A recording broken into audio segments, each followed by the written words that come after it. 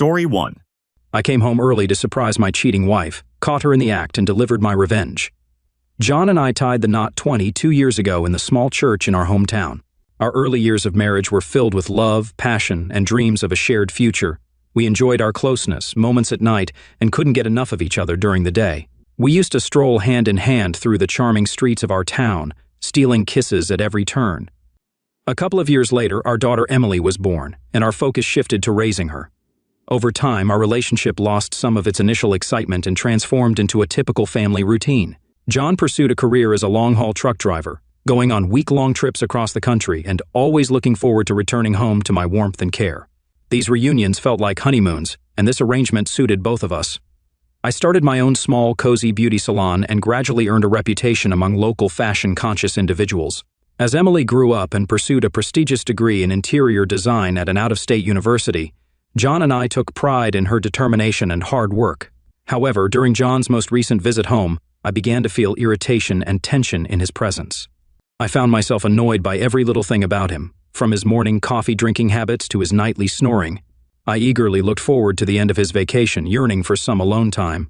2 days later, John set off on another long-haul trip across multiple states. Without much regret, I bid him farewell and eagerly anticipated 3 weeks of solitude in our cozy house on the outskirts. The prospect of living for myself brought me increasing joy.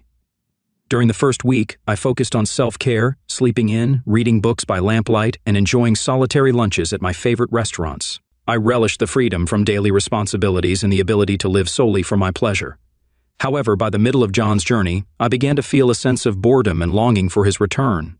One warm April day, I ventured to take a walk around the town square near our house, but an unexpected chilly wind forced me into a cozy corner cafe for a warm cappuccino. The waiter, a young, tall, and handsome man, turned out to be the son of an old friend, Aaron. We chatted, reminiscing about mutual friends and acquaintances. Later, I placed an order and couldn't help but admire Aaron's professionalism and charm. I found myself captivated by his confidence, broad shoulders, and enchanting smile.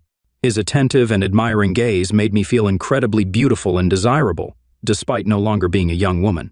I couldn't get Aaron out of my mind that night. For the first time in years, I had an enticing, erotic dream involving Aaron. The following day, I found it challenging to focus at my salon due to persistent thoughts and fantasies about the young man. I frequently checked Aaron's social media profiles and photos. One day, John caught me looking at Aaron's Instagram and became suspicious. We argued, with John feeling that I was hiding something from him. Even on his last trip, John left without a proper goodbye. A few days after he departed, Aaron messaged me on Facebook, confessing his thoughts about me and his desire to meet again. I believed it was fate and eagerly suggested meeting at a cozy Italian restaurant by the waterfront. After dinner and a few glasses of wine, we kissed in the back seat of a taxi, leading to an unforgettable night. I was aware that John would be away on the road for another 3 weeks, so I had no reservations about inviting Aaron to stay with me during that time. On weekends, we ventured on picnics to a scenic valley outside the city, strolled hand in hand in secluded areas of the city park, and watched romantic movies at the cinema, where we shared kisses in the back row. I was excited by the idea of having a passionate affair with a young lover while my husband was off on long trips. However, what truly thrilled me were the passionate nights spent with the energetic 20-year-old in our marital bed. It felt like a rekindling of my youthful, carefree dating days. The deception was unexpectedly unveiled in the most shocking manner. John, luckily or unluckily, returned from his trip a couple of days earlier than planned. Remembering our big argument before he left and the 2 weeks of no communication, he decided to surprise me. Arriving home, John brought a large bouquet of red roses and a bottle of champagne, looking forward to a romantic evening with me after our time apart. Little did he know how this day would take a dreadful turn. As he neared the house, he noticed the dimmed lights in the bedroom and living room, which pleased him as it indicated I was already home. With anticipation, he quietly entered the house using his key. Beautiful instrumental music played in the living room. Leaving the bouquet and champagne in the kitchen, he cautiously ascended the stairs to the bedroom. The door was partially open, and a horrifying sight met his eyes. I, his beloved wife, whom he had missed for 2 weeks, was without clothes, kneeling before a young man who held me by the hair with my hands cuffed behind my back. The young man was the first to notice John in the doorway, recoiling in fear. I turned around in confusion. I barely had time to register John's clenched fists before he lunged at my lover in a blind rage, brutally assaulting him. With my hands cuffed, I could do nothing to intervene but scream and cry helplessly, pleading with my husband to stop the violence. Finally, John, breathing heavily, pulled away from the battered young man. His hands were still clenched as he stared into my eyes, exuding a mix of disgust and a desire to tear me apart. I backed against the wall and tried to explain, but John refused to listen. He moved closer and punched the wall beside me with great force. In that moment, fear consumed me, and I mentally prepared to face dire consequences. However, John managed to keep his composure, not wanting to escalate the situation further. "Get out of here now," he growled, pushing the lovers, without clothes, out the door, despite our protests. His anger was so intense that he didn't care what would become of us in our disheveled state. He didn't know, nor did he want to know, what happened to us afterward. The following day, John filed for divorce at the marriage registration office, and in the evening, he drank at a bar until he passed out. When he woke up the next morning with a severe hangover, he realized that his life was completely shattered and that he had to start anew at the age of 45. It was excruciatingly difficult and painful. He saw me a few times during the divorce and property division process. I begged for forgiveness, cried, and pleaded with him to keep our family intact for the sake of our shared past and our daughter. However, John remained resolute. Later, he learned that I had moved in with the young lover, despite objections from his mother and disapproval from friends and acquaintances. Although he told our daughter that he wished us happiness, deep down, he still harbored resentment toward us both. He realized our relationship was destined to fail due to our age and life experience differences. In time, the young man would likely find a younger partner, leaving me alone. John decided to move forward and not dwell on the past. He relocated to a different city, found an interesting new job, and met a woman his own age who understood him. While the scars on his soul remained, life carried on. To unexpectedly find myself in a situation like the one I'm about to describe, where I have to reevaluate the two people I care about the most, is quite surprising. It serves as a reminder that trust can be a complex and unpredictable thing. Sometimes deceitful people can be among our loved ones, even within our own families. So, let's begin with the fact that I never believed in love at first sight until I met Emily. We worked together at a fast food restaurant, and I was instantly drawn to her striking blue eyes, radiant smile, and long blonde hair.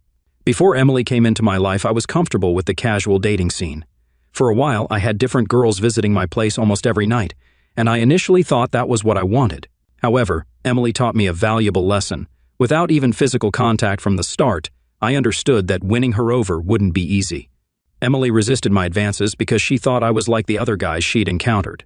I assumed she found me somewhat unpleasant, despite our brief conversations, which rarely exceeded 5 minutes. I was determined to show her that I was different. I did have some similarities with those guys, but I genuinely wanted to change. So I spent several weeks trying to convince her of my true uniqueness, which meant breaking down the false image I had created. Before this story unfolds, it's important to note that I hadn't finished college at that time. I had a challenging period in my life when I decided to drop out of school, feeling like the world was against me. This story is familiar to many people who have faced similar challenges. I believe the education system was unjust, especially because I struggled with social anxiety. Unfortunately, by the time I found a therapist to help me, I had already made the decision to leave school. So I began working at a fast food restaurant, feeling like my parents had lost faith in me. Despite my decision to leave school, my parents supported me by covering therapy costs while I lived in their basement. However, I couldn't escape the shadow of my older brother, John, who was a star in their eyes. He had an office job, an economics degree, and was even getting ready to marry his high school sweetheart. Throughout most of my life, I tried to measure up to his success. Despite my academic setbacks, I relentlessly searched for ways to earn my parents' approval and prove my worth.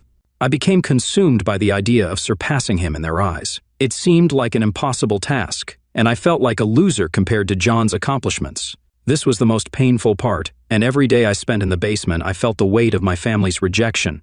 It was disheartening to feel like an outcast in a place where unconditional acceptance should have been the norm. Life began to lose its appeal, and simply existing became a struggle. To break down Emily's barriers, I realized I needed to break down my own. I started with small acts of affection, like holding the door open for her and dealing with customers we both disliked.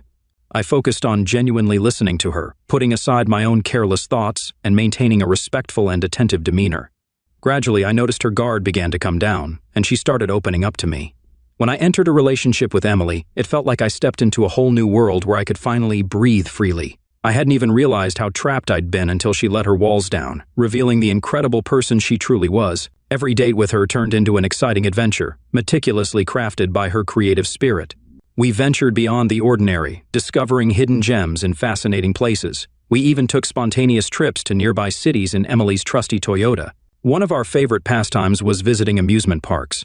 Despite my paralyzing fear of heights, Emily encouraged me to ride roller coasters, and her presence gave me an unwavering sense of strength. With her, I felt invincible, as she continually reminded me that life was meant to be enjoyed, no matter the obstacles. She saw potential in me, even when I didn't see it myself. When I finally mustered the courage to share my life story with her, I expected laughter or rejection. But her response was entirely unexpected. Despite it being a joking remark, my living situation in my parents' basement and my lack of a high school diploma could have made Emily doubt me as an ideal partner. But that wasn't the case. She empathized with my struggles because she had faced similar challenges with her own parents. They were demanding and overbearing, constantly pressuring her to meet their standards. Instead of caving into that pressure, Emily boldly chose to chart her own path and live life on her terms. Even in modest living conditions in a small apartment near a diner, she made the most of her space, turning it into a cozy haven that felt like ours. Thanks to her influence, I learned to cherish the seemingly insignificant moments that often slip by unnoticed. This was one of the many qualities I admired in her. In her presence, I discovered a safe space where I could be truly authentic, free from the weight of my parents' expectations and the scrutiny of others. So, her betrayal was especially hard to accept. Against my better judgment, I introduced Emily to my parents. The reason behind this decision remained unclear to me, as I had long stopped caring about their opinion. Yet, part of me still yearned for their recognition. Emily was the only source of normalcy and goodness in my life, and I wanted my parents to see that. It happened on that fateful evening when she encountered everyone, including John. At that time, I didn't see any signs of anxiety. I foolishly thought their interaction was purely friendly and polite. After all, his fiancée was there, and I couldn't imagine any hidden motives behind their newfound friendliness. But from that evening onward, I started noticing changes in Emily's behavior. She grew distant, and it seemed like she wasn't putting as much effort into our relationship. Initially, I hesitated to admit this, fearing I might seem overly possessive or paranoid. I convinced myself that these worries were just products of my overactive imagination, or that something was bothering Emily. She had always been my pillar of support, my confidant, whom I jokingly called my little therapist, the one I turned to for support. Unfortunately, I was too forgetful to connect the dots. In an attempt to prevent our relationship from falling apart, I tried to be close to her and offer constant support, but my efforts didn't seem to make a difference. Instead of appreciating my presence, Emily started seeing me as overly intrusive and invasive, as if I were prying too deeply into her life. Overnight, Emily stopped engaging in our usual activities, like going to the movies or visiting amusement parks. Our conversations dwindled, and I found myself in a state of panic. It felt like I was on the verge of losing the only source of happiness in my life, and that thought was unbearable. Desperate to salvage our relationship, I made an impulsive decision to take on a second job at a local shoe store. I know it might sound feeble, but I genuinely believed that by being able to buy more things for her, I could bring joy back into our relationship. I clung to the hope that my gifts would rekindle the fading spark between us. She accepted them with visible pleasure, but unfortunately, they didn't improve our relationship in any way. No matter how hard I tried, nothing seemed to have a positive impact. In fact, the more I tried to win her back with gifts, gestures, and sacrifices, the quicker her love for me seemed to fade. In an effort to salvage what was left, I decided to surprise Emily by giving her some space, allowing her to breathe without feeling suffocated by my presence. I assumed she would want to see me after this break. There was some improvement in our conversation, which led me to believe that we were gradually repairing our relationship, or so I convinced myself to see a glimmer of hope in Emily's eyes. I saved money for several weeks to buy her the coveted bracelet she wanted, hoping it would be a tangible symbol of my love and dedication. The gift came with a beautiful bouquet of her favorite flowers. I desperately wanted her to understand the depth of my affection and how committed I was to our relationship. Looking back on it now, I can't help but cringe at how pitiful and desperate I appeared. As I approached her house, each step was filled with anticipation, and the mere thought of seeing her again was pure joy. It was excruciating to be away from her, but today, I'd finally reunite with her. With a spare key in hand, I carefully entered her house, observing the faint glow of her lamps from beneath the door. However, as soon as I stepped inside, an unexpected sound reached my ears. It was an unusual sound, completely baffling. The source of these mysterious sounds emanated from her living room, distinct from the sounds of the TV. They echoed through the room with a clarity and realism that were almost tangible. They rebounded off the walls, creating a disconcerting atmosphere. Immediately, an anxious feeling gripped me, and my heart raced while a knot formed in my stomach. a wave of uncertainty washed over me, making me ponder whether to proceed or retreat. But curiosity overpowered caution and pushed me to move carefully toward the source of the noise, trying not to startle her. With each step, the intensity of the sounds increased, sending a sickening feeling through me. When I cautiously peeked around the corner, my world shattered into countless pieces. There, on the very sofa where we had spent countless nights together, I saw a sight that tore my heart apart. Emily, the love of my life, was locked in an embrace with none other than my own brother. I froze in place, as if time had stopped, struggling to grasp the betrayal unfolding before my eyes. My mind raced, desperately searching for some explanation for this nightmare. However, no reasoning could account for the depth of pain and betrayal I felt at that moment. It seemed that Emily's betrayal not only shattered our relationship, but also shattered my very core. In a shocking act of betrayal, my own brother, John, not only betrayed me, but also secretly started a relationship with my girlfriend, Emily. The pain I felt at that moment is beyond words, as if the very foundation of my world crumbled in an instant.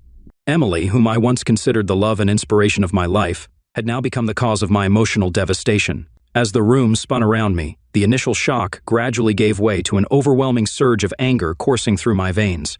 Feeling the weight of my emotions, I knew I had to get out of this toxic situation before doing something I'd regret. I quietly left this painful scene, and an unbearable pain pierced my heart.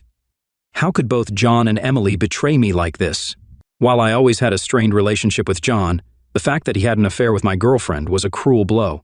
It felt like he was meant to succeed in every aspect of life while I was always left on the sidelines. And Emily, despite everything that once connected us, my love for her had now turned into an intense, consuming hatred that I couldn't control. When my relationship with John was completely shattered, I was consumed by anger. In the following days, I gave Emily what she seemed to want most: distance. Fueled by rage, I took a few days off under the pretext of being sick and retreated to the basement. In my isolation, impulsive thoughts began to flood my mind, threatening to override my common sense. The desire to call John's fiancée and reveal the truth burned within me. But deep down, I knew that wouldn't be enough. It wouldn't satisfy the insatiable thirst for retribution that had taken hold of me. Then, a sudden realization hit me like a lightning bolt. It became clear that I needed to ensure they faced the consequences for their actions directly. With this newfound determination, I arranged another family dinner, disguising it as an important announcement about significant changes in my life. The evening seemed normal, with our parents present, but then my seemingly perfect brother and his unsuspecting bride joined us. His appearance, as if everything were normal, and his attempts to strike up a conversation with me fueled my endless anger. His calm demeanor, as if his affair with my girlfriend meant nothing, infuriated me. I bided my time, waiting for everyone to sit down and enjoy the meal before making my move. However, just as I was about to speak, Emily intervened in the conversation. I couldn't help but notice her subtle hints. The change in her tone, the way she laughed at his jokes, and the wide smile she directed exclusively at him. It was unbearable. Desperate for attention, I seized the moment, pretending I was finally ready to share my long-awaited news. The audience fell into an expectant silence, eagerly awaiting my words. As all eyes turned to me, I stood up with a glass of wine in my hand, carefully calculated. I turned to my brother, putting on a facade of admiration, and began showering him with praise, highlighting his achievements and expressing deep pride in his relentless pursuit of his desires. He absorbed every word, relishing the attention. Deep down, it hurt to see his smug grin, as if his superiority remained intact despite my deliberate efforts to elevate him with compliments. Glancing at Emily, I noticed a distinct spark in her eyes when she looked at my brother. It was a mesmerizing look, as if he embodied everything she had ever wanted and more. I clung to the glass, threatening to shatter it under the pressure of anger. But I couldn't let go. A surge of rage coursed through my veins, urging me to finish my speech quickly. With a forced smile, I raised my glass, congratulating my brother on his illicit affair with my girlfriend. A tense silence filled the room, and all eyes turned to the guilty couple. I felt an adrenaline rush. My heart pounded, my hands grew sweaty, but I held my composure and took a sip of raspberry wine. Except for Emily and John, everyone in the room wore expressions of surprise and disbelief. They looked like deer caught in headlights. Despite my mother's insistence for me to sit down, I remained firm, determined to share every detail of the events I'd witnessed. I felt that if I had witnessed it, they deserved to hear about it. And so, I began my account. I spoke at length about where I found them and the compromising position they were in. Despite my parents' pleas for me to sit down, my gaze never left Emily's teary eyes. I couldn't help but think, how dare she shed tears now after the terrible act she had committed? She had the audacity to sit and pretend to be innocent. John tried to intervene, grabbing my arm and attempting to lead me to a chair, but I quickly pushed him away. I couldn't hold back my words. I needed to express everything that was boiling inside me. As a result, the emotions on the faces of those present ranged from bewilderment to anger. Emily and John exchanged guilty glances, unable to meet anyone's eyes. I remember letting out a bitter, ironic laugh meant solely for their benefit, and then I sank back into my seat, allowing the scene to unfold in front of me like a cinematic spectacle. I had shattered their pristine facade. My parents, who had always viewed my brother as the embodiment of perfection, looked at him with a mix of confusion and disappointment. I relished the moment, reveling in the truth revealed to them. They couldn't summon the courage to deny it. For a brief moment, I forgot about John's fiancée, but she quickly grabbed her glass and hurled it at my brother, causing me to burst into laughter as the wine cascaded down his face. Enraged, she stormed out of the room, tossing her engagement ring at him. My parents, who had always valued honesty and could never have imagined that their beloved son would turn out to be such a despicable person, were left dumbfounded. They chastised him for his complete lack of respect. There was shame and disappointment in their voices, sending a shiver down my spine. Emily, too, couldn't escape their attention. Their gazes turned to her, and they sternly ordered her to leave their house immediately. I didn't look in her direction. I had reached my limit in communicating with her. Even when she tried to apologize to all of us for the horror they had caused, her words entered one ear and quickly exited the other, having no effect. Truth be told, a part of my heart left with her as she walked out the door. When all was said and done, at that moment I felt like I had hit rock bottom. The consequences were unavoidable. While my parents acknowledged my pain, they disapproved of how I handled the situation. They believed that my brother's fiancée deserved to learn the truth in a more respectful way, and for the most part I agreed with them. I must admit I was somewhat self-centered in that moment, but given the immense pain and profound loss I felt, it was nearly impossible for me to consider anyone else's perspective. As we retired to our bedrooms that evening, a heavy cloud of tension hung over the house. John's worst fears had come to pass. My parents regarded him with a mix of disdain and indifference. And eventually, despite the passage of time, they made the difficult decision to kick him out of our home. It became evident that this situation meant much more to our parents than we initially assumed. I suspect it was fueled by deep affection for his ex-fiancée. He humbled himself to the point of pleading for a change of heart, but they remained resolute in their decision. I couldn't help but sympathize with him, seeing how even his ex-fiancée rejected him and denied him the chance to explain himself. He was left to deal with this on his own.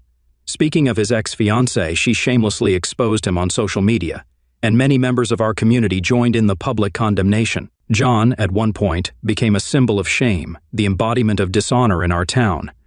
As for Emily, from what I've heard, her life spiraled into turmoil. She left the fast food restaurant but maintained contact with one of her friends, who happened to be a coworker of ours. This friend confided in me, revealing that Emily was facing eviction due to substantial rent arrears, and the landlord took her to court.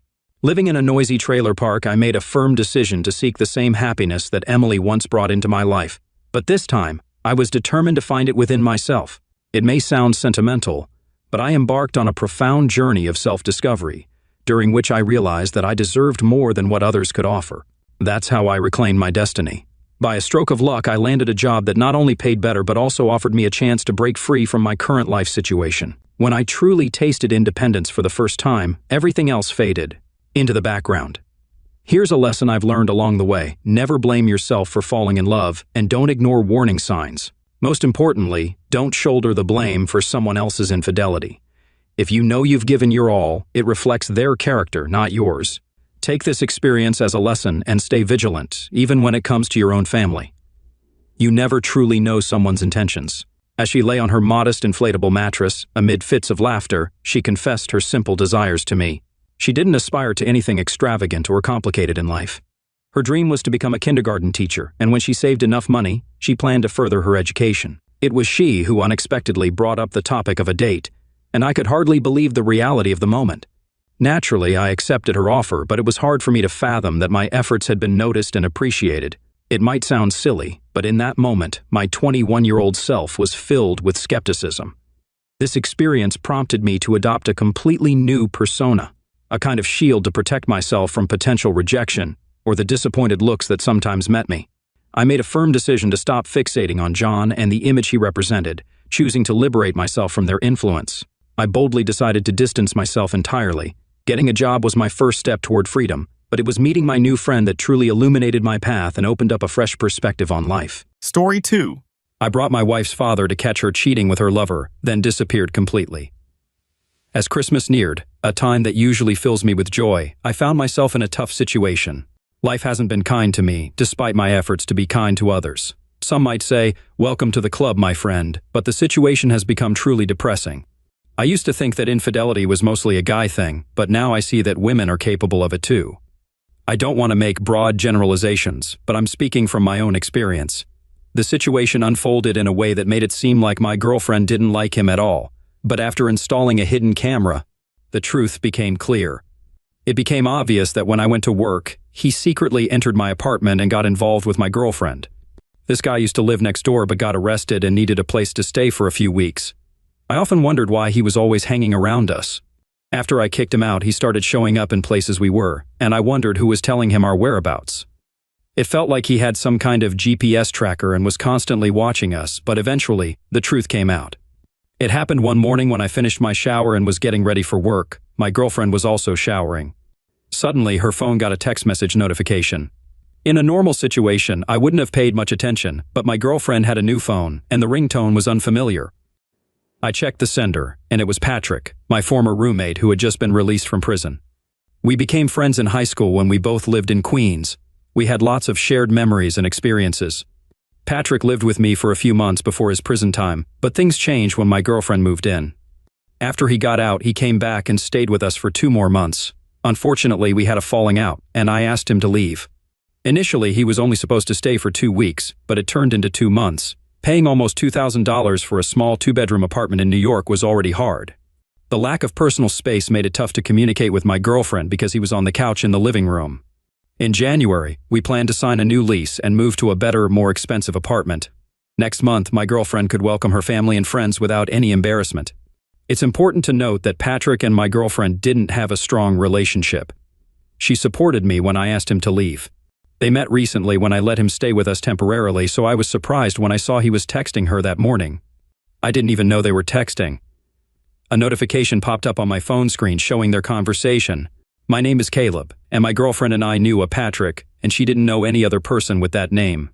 Plus, her friend Patrick, whom I didn't know about, asking about another Caleb seemed like a big coincidence. I realized she was actually talking to my previous neighbor, whom I kicked out 2 weeks ago due to his long stay.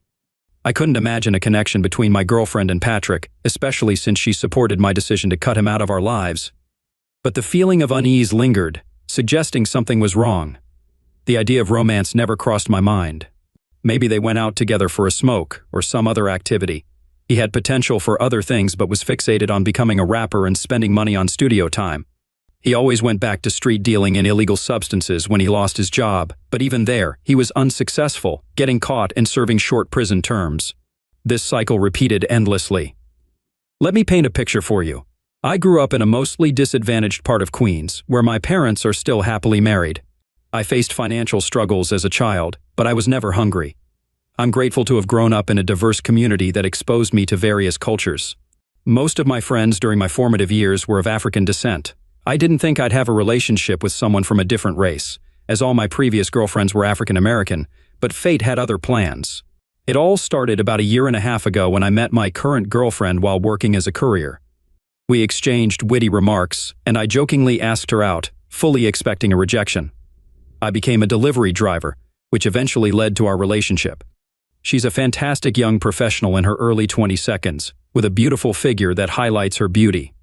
When we first met, she was living in a fancy neighborhood with a neighbor. I'm a simple person who doesn't need much in life, just enough money to cover rent and a loyal girlfriend who won't cheat on me while I work hard. At the beginning, I thought I had found it all in my current girlfriend, and I cherished the time we spent together. After 7 months of dating, I fully trusted her. It felt like we could build a stable future together, which meant no more splurging on expensive dates, bars, and clubs. At the time, I had a roommate named Patrick, but the lease was in my name only. Patrick had poor credit and no rental history, so he couldn't be on the lease. My lease ended after 8 months, and my girlfriend's agreement was linked to her neighbors. We both agreed to find new, better housing in about 4 months when her lease was up. It was our next step in our plans as a couple. She wanted to live in the East Village or Lower East Side, similar to her current area. I lived in Washington Heights, which she didn't fancy. Luckily, her job was in the East Village, so it matched her desire to be near work. My delivery job didn't tie me to a specific location, but I had to consider the apartment my partner wanted, even though it was $1,500 million sore than my current one. A one-bedroom was about $3,500. The plan was for her to temporarily move in with me and my neighbor after her lease ended. After my lease ended, we'd move to the apartment she liked. Patrick had dreamed of music fame since he was 16, but it hadn't happened yet. Despite pouring money into studio time, his music remained largely unheard, and he was stuck in a frustrating cycle. He avoided steady jobs, opting for buying and selling sweeties. This led to failed SWE tests and job losses, causing delays in rent payments. Regrettably, I allowed him to move in, which I now regret. After he was fired, he resorted to selling sweeties on the streets to get by, often getting arrested. This pattern had been going on since he was 16, and I felt foolish for letting him get so close to me. Predictably, 4 months before the lease ended, he was arrested and went to jail. I was the only one on the lease, so I was left with the rent. Despite his multiple arrests, I still let him stay with me. Unfortunately, he continued living in prison. I hoped he'd change and find a job like mine, but he was determined to make it in the music industry. In short, as soon as my girlfriend's lease ended, she moved in with me, and we started a new chapter as a couple. We lived together for a while, but our peaceful life was disrupted when, a month later, Patrick got an early release from prison. Surprisingly, when Patrick returned, his stuff was gone from our shared apartment. Patrick had nowhere to go and asked to stay with me for 2 weeks until he sorted things out and moved in with relatives. Given our limited space, I hesitated. I told him our 2-bedroom apartment was already small for me and my girlfriend, and adding another person would make it worse. But after talking to my girlfriend, we agreed. She hadn't met Patrick before, and her knowledge of him was limited to what I had shared. Surprisingly, he moved in that same day. I made it clear that my girlfriend's consent was based on him staying for just 2 weeks. He agreed, promising to be inconspicuous. Surprisingly, within a week, he adapted to being a courteous couch surfer, not intruding into our space and returning when we were getting ready for bed. Although we seldom saw him, we knew he was there and appreciated his efforts to keep his stuff tidy. So we didn't even notice the first 2 weeks passing. But in the 3rd and 4th weeks, I occasionally returned home late from work to find him watching TV with my girlfriend.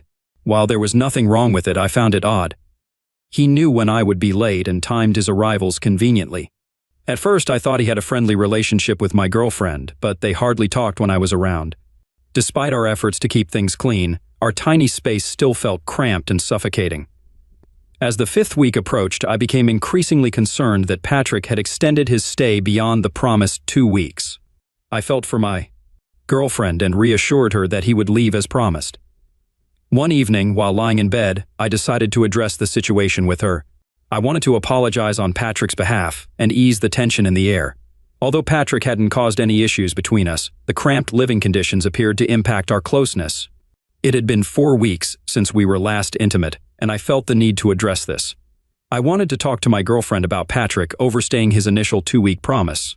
I expected her to support me, or at least respond, but she simply turned away and went to bed as if I was in her way. Upon reflection, I remembered that for the first 3 days after Patrick moved in, our sex life was normal. However, on the 4th day, she began refusing intimacy. Considering that my girlfriend was usually active in those moments, I thought her behavior might be due to feeling uncomfortable. During the last 3 days while Patrick was staying with us, she became noticeably vocal during intimate moments, even though she knew he was in the living room. I was struck by the fact that for the first 3 days after he arrived, our sex life was unusually loud, almost like she was doing it on purpose. Oddly enough, starting from the 4th day, it significantly boosted my self-esteem. My girlfriend frequently rejected any intimacy, often using Patrick's presence as an excuse. It was strange since she hadn't been so cautious in the first 3 days, despite Patrick being in the living room. I didn't think much of it, but after 6 weeks I expressed my dissatisfaction to Patrick, telling him his stay was over. It bothered me that my girlfriend continued to deny intimacy because of him. I noticed his lingering presence, and it seemed like a deliberate form of retaliation. Almost 2 months had passed, and she still used the excuse that we had a guest in our apartment. I reminded Patrick he had promised to leave a month ago, but he craftily shifted the blame to other issues and convinced me to let him stay another week. Moreover, I recalled several instances of both Patrick and my girlfriend being absent for extended periods at the same time, and it made me uneasy. There was one incident when I decided to come home early from work due to feeling unwell. My girlfriend usually returned home at 5:30 p.m., so I headed to the apartment door to unlock it. Suddenly, I heard commotion inside the apartment, and I feared a break-in since neither Patrick nor my girlfriend were usually home at that time. Rushing inside, I saw the TV on. Patrick pretended to be engrossed in it, but his behavior was unusual and uncomfortable, evident to any observer. Meanwhile, the sound of running water indicated my girlfriend was in the shower. This strange situation raised suspicions, suggesting something fishy was going on between them. Although I lacked concrete evidence, their presence in the apartment at that time was enough to trigger doubt. Plus, I was sure my girlfriend wasn't the type to engage in such behavior. To address the situation, I asked my girlfriend about her early return home. Her response was that she took a half-day off from work. Their explanation didn't convince me, and I was dissatisfied. Due to my poor health that day, I didn't delve into the topic as thoroughly as I should have, but I couldn't shake the suspicion of a connection between them. The next day, my girlfriend unexpectedly brought up the topic of my conversation with Patrick about him moving out. To my surprise, she acted as an intermediary for him, suggesting we extend the deadline for another week or more and not pressure him. Considering that we were leaving the apartment in January, I found it odd that he used her as an intermediary to prolong his stay with us. He had initially promised just 2 weeks, and I believed it was important for him to keep his word. I had already endured a considerable amount of time without my usual surroundings and intimacy, and now she was suddenly taking his side. This situation greatly upset me, and ultimately, our argument about it didn't last long. Thankfully, she eventually admitted I was right. At times, it had felt like I was on my own in my stance, and I had worried that if we let him, he would become a permanent freeloader who constantly crashed on the couch, avoiding his rent obligations. I sometimes wished he were back in prison. He had a knack for finding trouble in record time, and he had a tendency to put himself there. This all happened in November, the same week when we were together in search of the perfect wedding ring. It was a well-planned event that we'd been preparing for several weeks. Involving her in the ring selection was meant to ensure her absolute delight and pride in wearing it for the rest of her life. At least, that was the plan.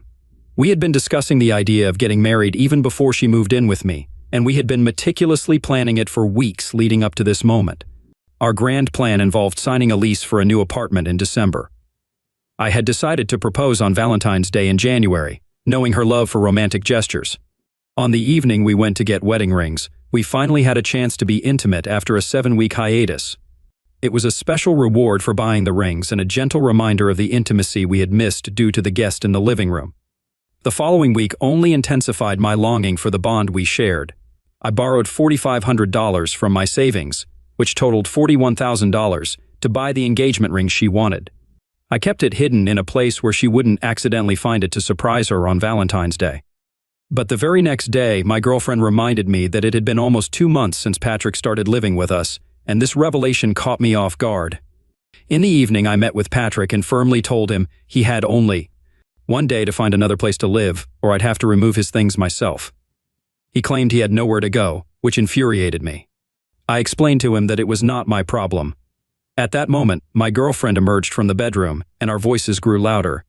I strongly urged Patrick to stop relying on me and find a place to live, or turn to his family for help. It was clear that his relatives didn't want him around due to his unreliability, and even his acquaintances in our social circle, who, as it turned out, were of African descent, didn't want to accept him. The confrontation escalated, nearly turning physical. I warned him that if he didn't leave my apartment that night, there would be consequences. I decided to contact the authorities to ensure they would handle this situation properly by putting him behind bars. I expressed my disappointment, making it clear that his lack of gratitude prevented me from helping him. He left that evening but returned the next morning to pick up his things. By the end of November, it was clear that he was out of my life for good. There were rumors that he found shelter in a rundown house about 2 miles away from me, which wasn't surprising given the lack of support from his acquaintances. But it puzzled me that he didn't seek refuge with his relatives instead of living in a place that could lead him back to prison. I couldn't fathom his reasoning. I often wondered why he insisted on staying in the area, despite the lack of job opportunities and the high costs of maintaining the studio for his unsuccessful music career. It was in the first week of December that I discovered why he was so determined to stay. I was at a bar with my girlfriend when I saw him discreetly leaving the room.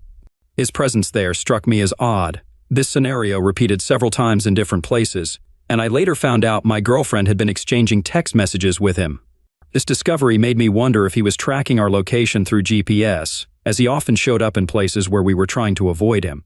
Trying to make sense of this unsettling situation, I mentioned it to my girlfriend in a joking manner. To my surprise, she admitted that she found his behavior disturbing and creepy as well. I learned that she had given him our location, allowing them to meet secretly and have intimate relations in my car while I waited inside an establishment, completely unaware of her actions. This incident occurred during our second visit to her parents in upstate New York. The first visit had been unpleasant due to her father's disapproval of me. My girlfriend informed me that he preferred her to marry a man with a higher education, not someone like me. While his words were different, his intentions were clear. I realized that was the message he wanted to convey.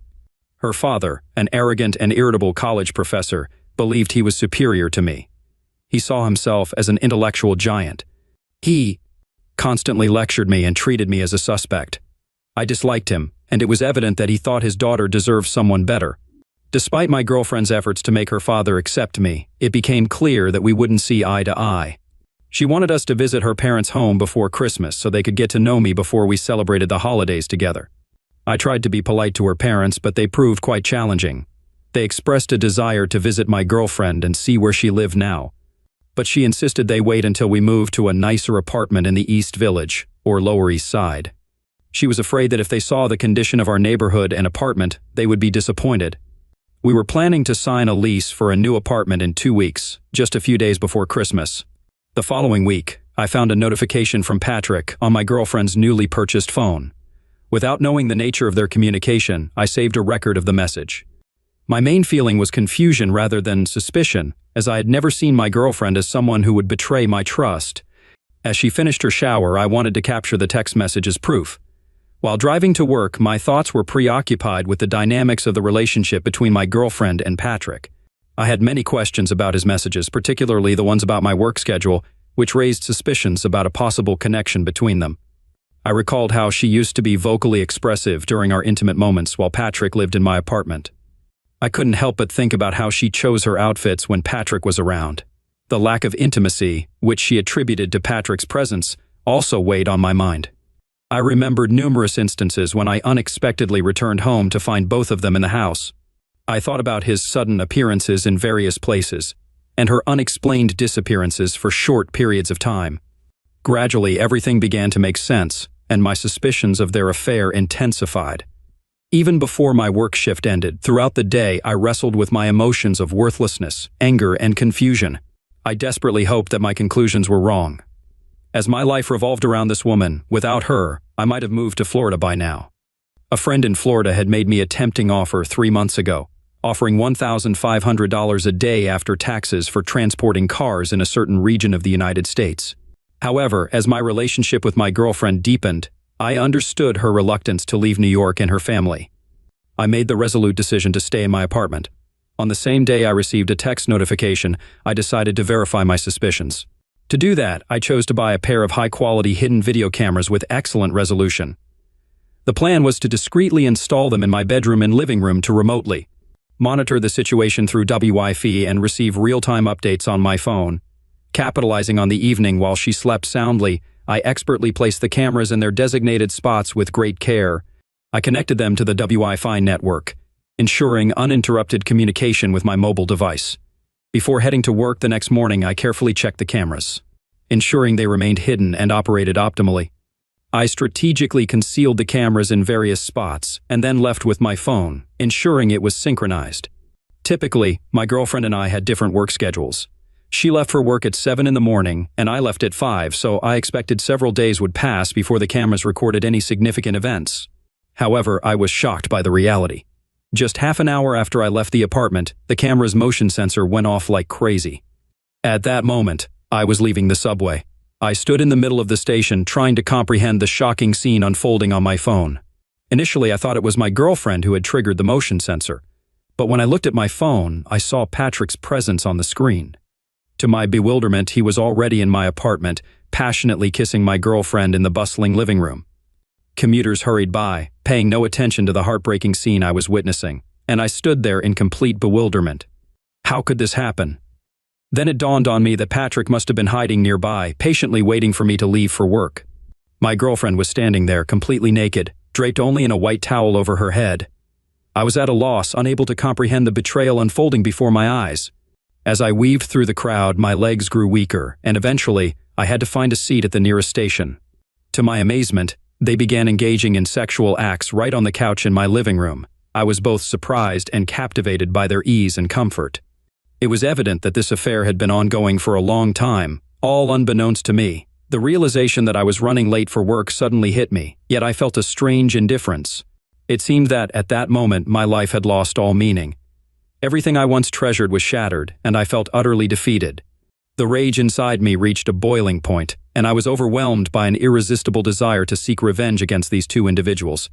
While watching the camera recording, my supervisor suddenly called, causing the recording to pause. I was annoyed by his interruption, but he questioned my lateness and warned of potential consequences if I didn't arrive within 30 minutes. This skepticism and anger led me to impulsively quit my job, abruptly ending the conversation. When my supervisor attempted to contact me again, I intentionally ignored his call until the subway neared its destination. By then I realized they had already finished their actions, and I thought with regret about the time it would take me to get back home. I couldn't believe their audacity. As the subway train continued its journey, I couldn't shake the feelings of betrayal and regret washing over me. My girlfriend, whom I trusted and loved, had deceived me in the most terrible way. The thought that she had gone to work as usual that morning filled me with a bitter mix of anger and disappointment. It was a stark reminder of my own ignorance, failing to see the truth that was unfolding right before my eyes. Minutes passed, and the adrenaline that had fueled my impulsive job resignation gradually dissipated. It was replaced by a wave of regret and self-doubt. I couldn't help but chastise myself for making such a hasty decision. I suddenly realized how important my job was to me. Deep down, I understood that it would be futile to seek my old position back. The damage had been done, and it seemed too late to salvage what I had lost. The weight of my mistake pressed heavily on me during that solitary subway ride. Before this incident, I had always viewed my girlfriend as loyal and devoted.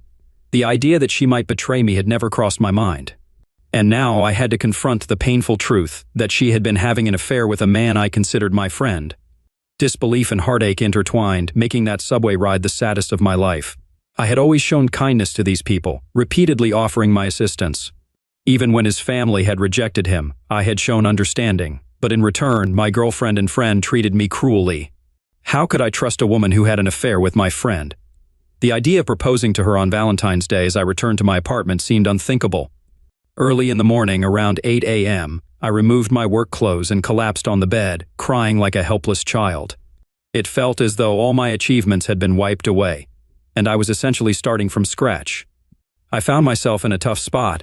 I had lost my job and my girlfriend, and now I was uncertain about what to do when the lease on my apartment expired.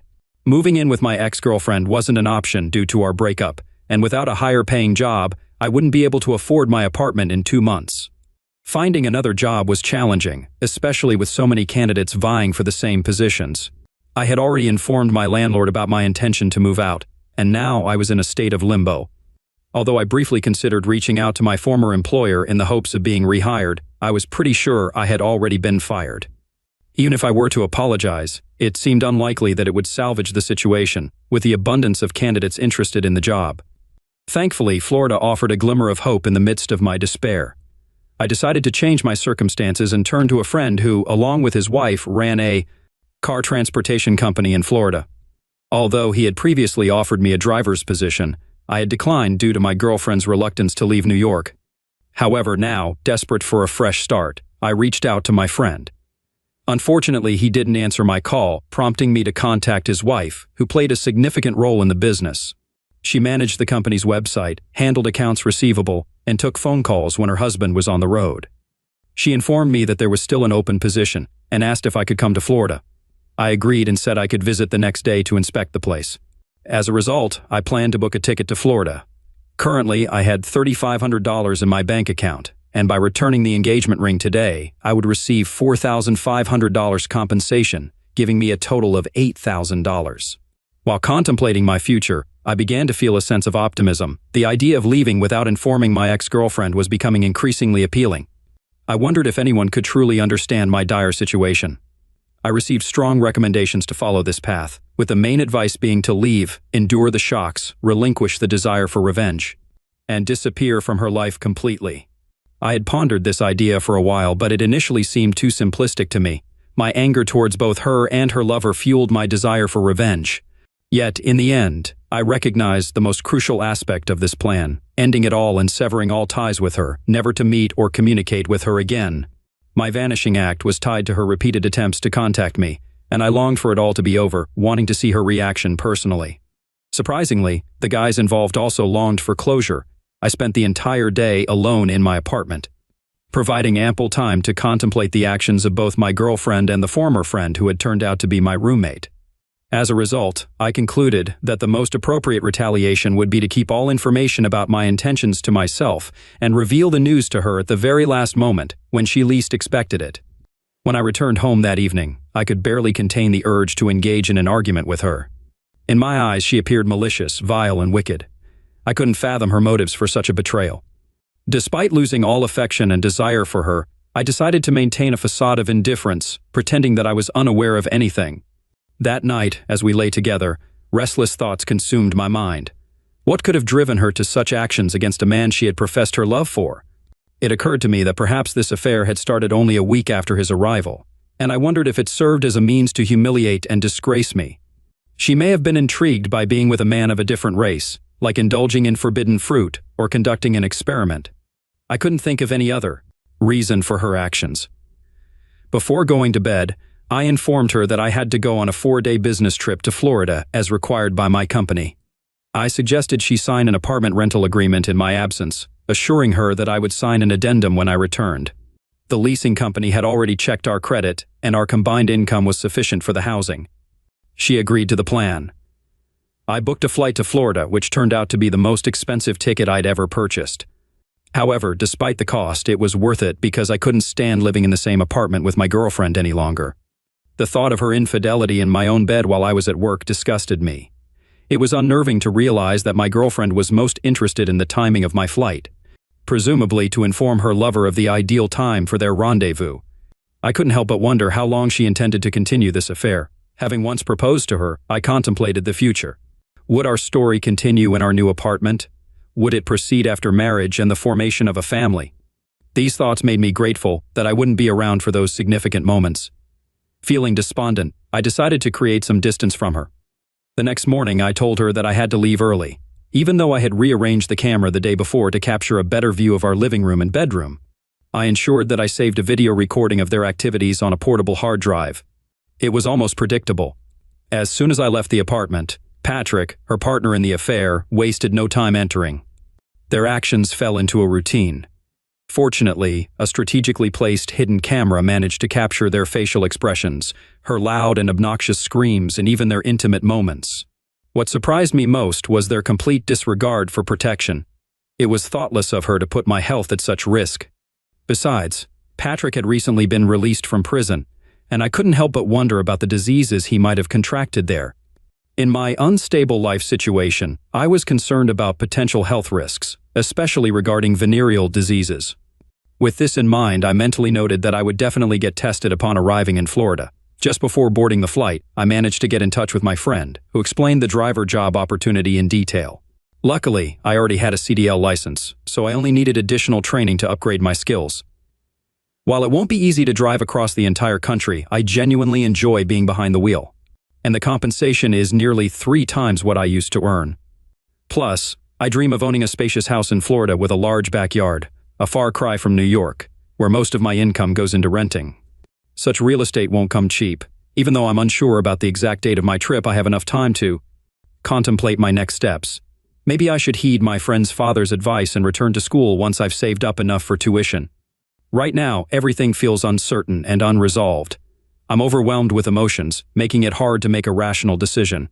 I have video recordings of those 2 days when something unexpected occurred, and I've saved these recordings on my portable hard drive. The hidden camera I used activates when there's movement, meaning it only records when there's motion detected. The camera's memory was sufficient to keep recording until I returned from my 4-day trip to Florida. Upon arriving in Florida in the evening, I discovered that my friend had left for deliveries and decided to take a cab to his house. To my surprise, his wife was home.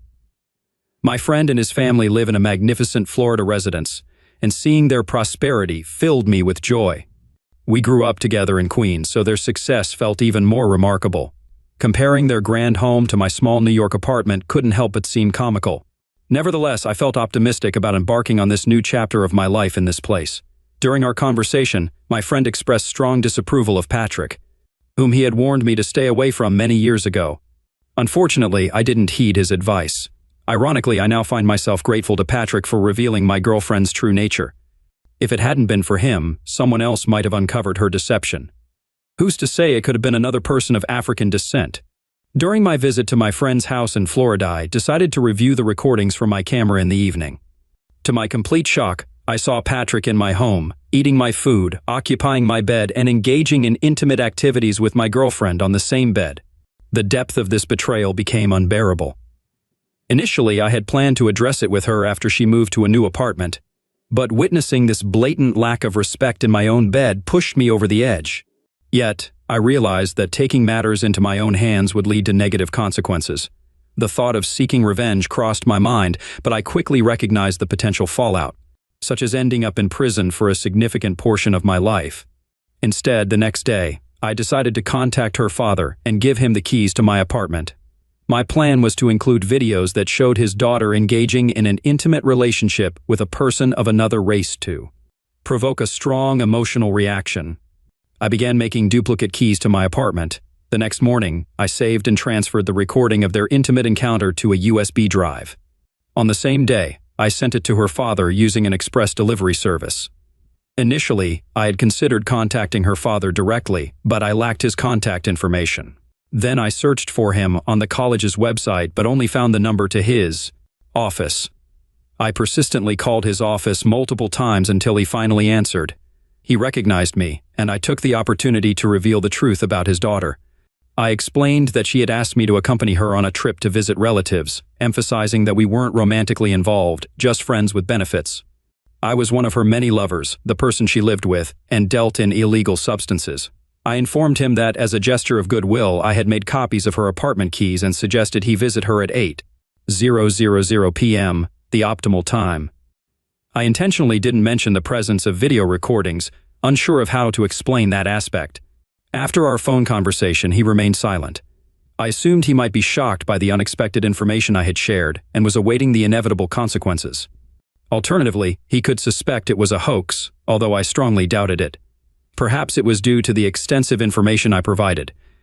I was sure that upon receiving the package, he would believe me, though I wasn't certain if everything would go according to plan. While going about my own business, I took the opportunity to familiarize myself with the upcoming living arrangements. My friend's wife kindly briefed me on how their business operated, essentially bringing me up to speed. Late in the afternoon, my friend returned, and his family and I went out for dinner. To avoid drawing attention to my own situation, I turned off the camera notifications. However, around 9 or 10 in the evening, something suddenly struck me. I decided to discreetly check the camera while dining with my friend and his family. Given the sensitive nature of this story, I didn't immediately share it with my friend. Stepping out of the restaurant, I quickly examined my phone and was pleasantly surprised that this was the moment I'd been anticipating for my revenge against my unfaithful partner. To my amazement, her father unexpectedly arrived at my apartment, accompanied by 3 young men around 25 years old. Assuming these were either his sons or their friends, I mentally replayed the scenario. They seemed caught off guard when they entered the living room. My ex-girlfriend and her lover were engrossed in watching TV, but their peaceful moment was shattered when her father and several men entered the room.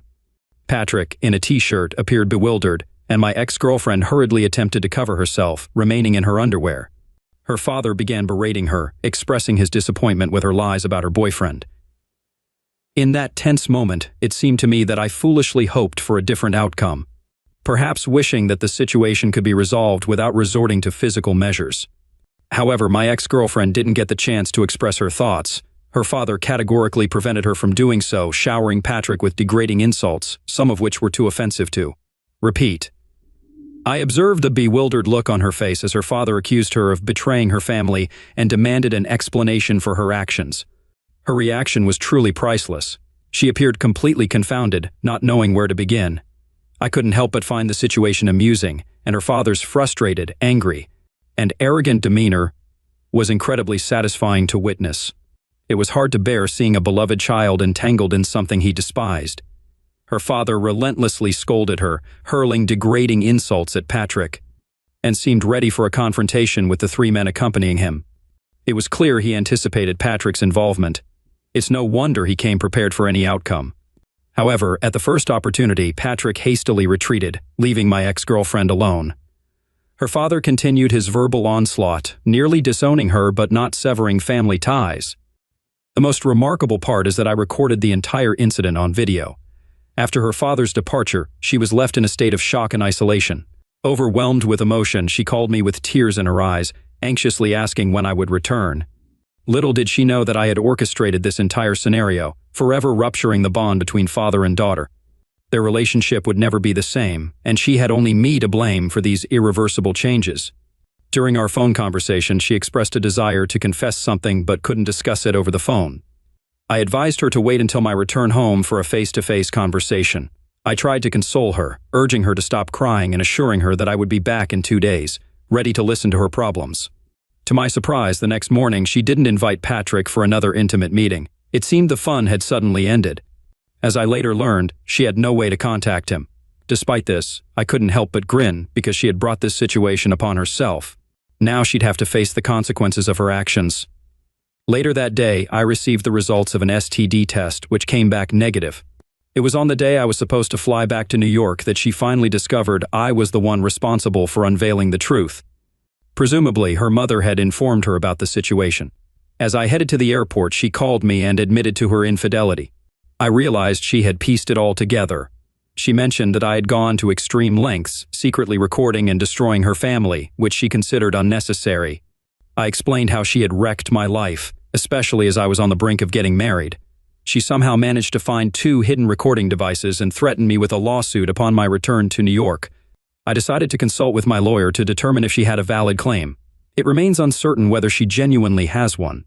As an excuse for her unfaithfulness, she simply attributed it to a desire for intimacy, indicating that Patrick didn't matter to her at all.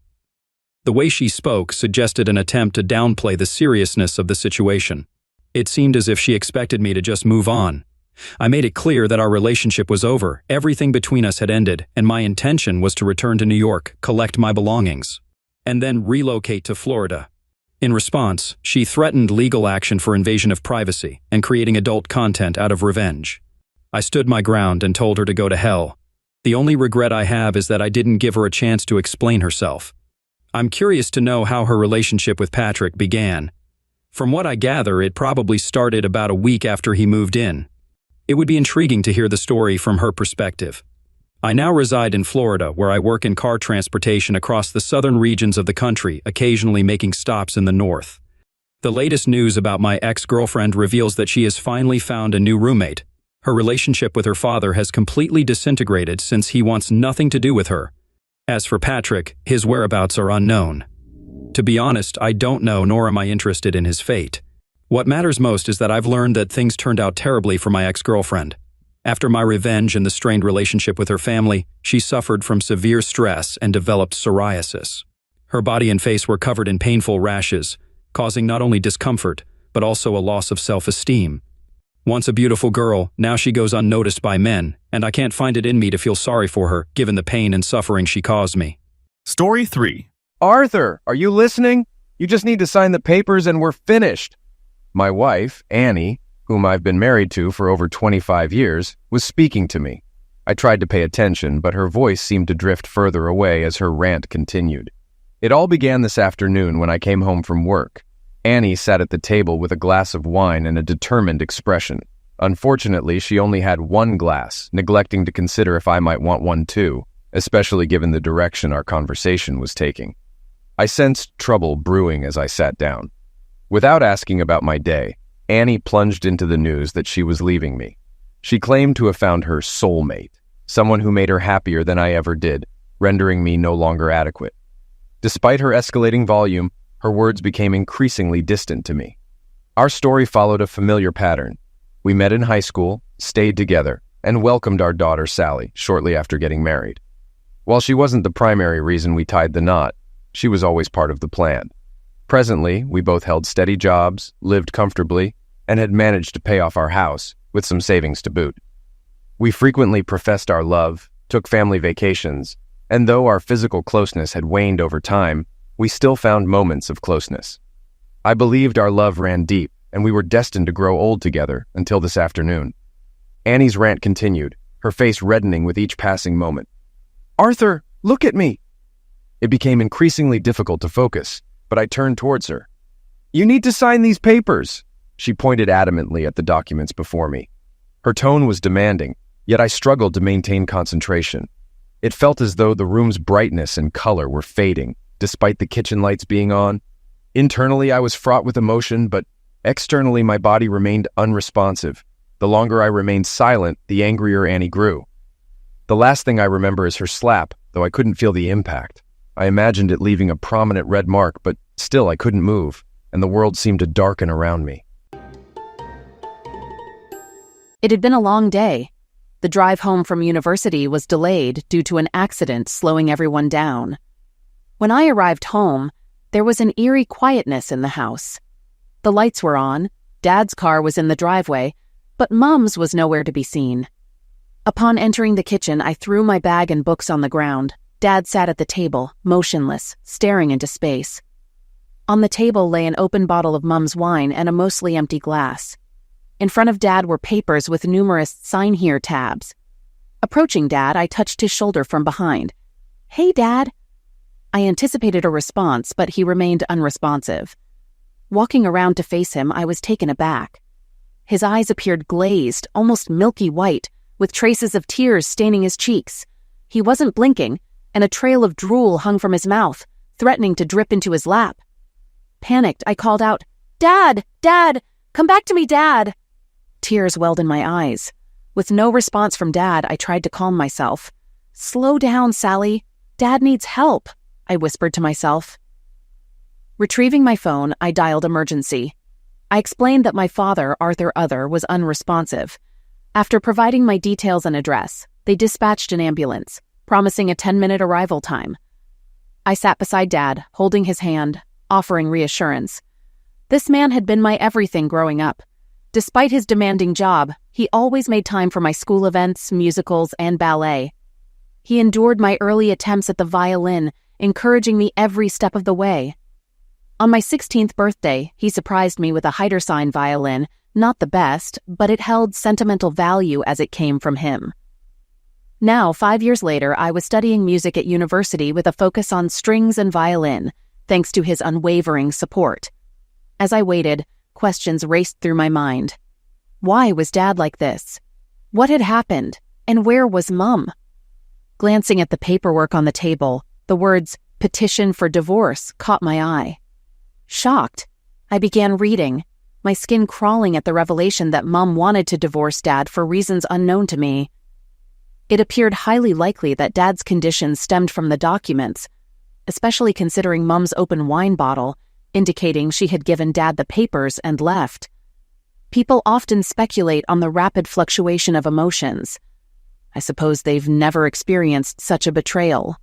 For me, any compassion and desire to be in my mother's presence faded away. Shortly after, the ambulance arrived, and I directed them in getting Dad onto a gurney and off to the hospital.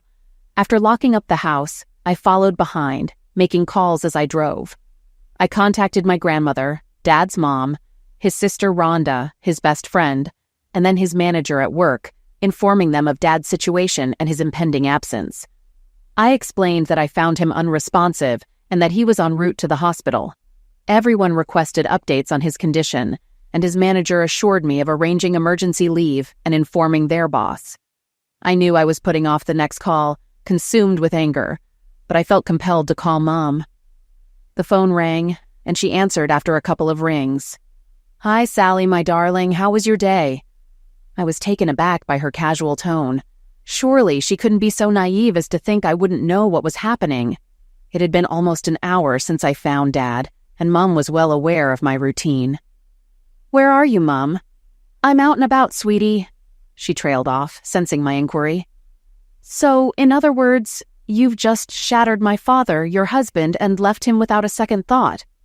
Oh no, darling, I tried to explain to your father about Paul and the situation, but he wasn't responsive, so I thought it best to leave and let him process that we won't be living with him anymore. Her attempt to downplay the situation infuriated me. Given Dad's state, it seemed more likely that she had ripped his heart out and left it shattered before him. It appears to me like you abandoned him when he needed help. Are you truly that heartless? Do you even understand what's happening now, or do you simply not care? Anger began to seep into my voice. Sweetie, don't get angry now. I understand this is a shock, but your father will be fine. I'm only asking for what is rightfully mine and some support while Paul and I wait to marry. Yep, my mother was firmly in La La Land. Angry? You haven't seen angry yet, Mother. And just so you know, I'm currently following Dad to the hospital. He's in an ambulance, and when I got home, he looked like he'd had a stroke. Oh, Sally, my sweetie, I'm sorry to hear that, but... No excuses, Mother. Let me ask you, is this Paul you're running off with the same Paul from your work that you keep talking about? She hesitated. Of course, darling. Paul, the man from my mother's workplace she never stopped mentioning. So, let me get this straight. He's a dozen years younger than you, and you've been having an affair with him for how long? Again, she hesitated. 6 months. Right. So for the last 6 months, you've been involved with someone from your workplace behind Dad's back. You've been lying to Dad and me, hiding your affair. I had no idea you were capable of such deceit, and clearly neither did Dad, judging by the state you left him in. How did you expect either of us to react? Well, I suppose not positively at first, but once we're living with Paul, you'll see we're meant to be together. We. She had just referred to we for the second time. Did she expect me to abandon Dad to move in with her and her boyfriend? I could feel my anger boiling over. I knew I would say something regrettable if I didn't stop. I'm going to hang up now before I say something I might regret. But let me be crystal clear. I will not be leaving Dad, and there's no way I'm going anywhere near Paul, let alone moving into the place you and he are cavorting in. Sally Other, my mother responded sharply. I am your mother, and I will not be spoken to like that, regardless of how upset you are. Then I guess we're done talking. I hung up before she could say anything else. If she thought I would condone what she was doing, she had another thing coming. She tried calling me back multiple times, then started calling Dad's phone, which was silly because if he could, I doubted he would pick up a call from her. Since I had Dad's phone with me, I ignored any calls from her. By the time I reached the hospital, the ambulance crew had admitted Dad, and he was in a ward under observation. Aunt Rhonda had arrived and informed me that she had also received several calls from my mother, but wasn't sure what was happening other than her brother being in the hospital. When I explained the situation, Aunt Rhonda turned a deep shade of scarlet, almost as if steam were coming out of her ears. Sally, do you have the documents that woman left for my brother? Sure, Aunt Rhonda. Here you go. Aside from being my aunt, Rhonda was also our family attorney.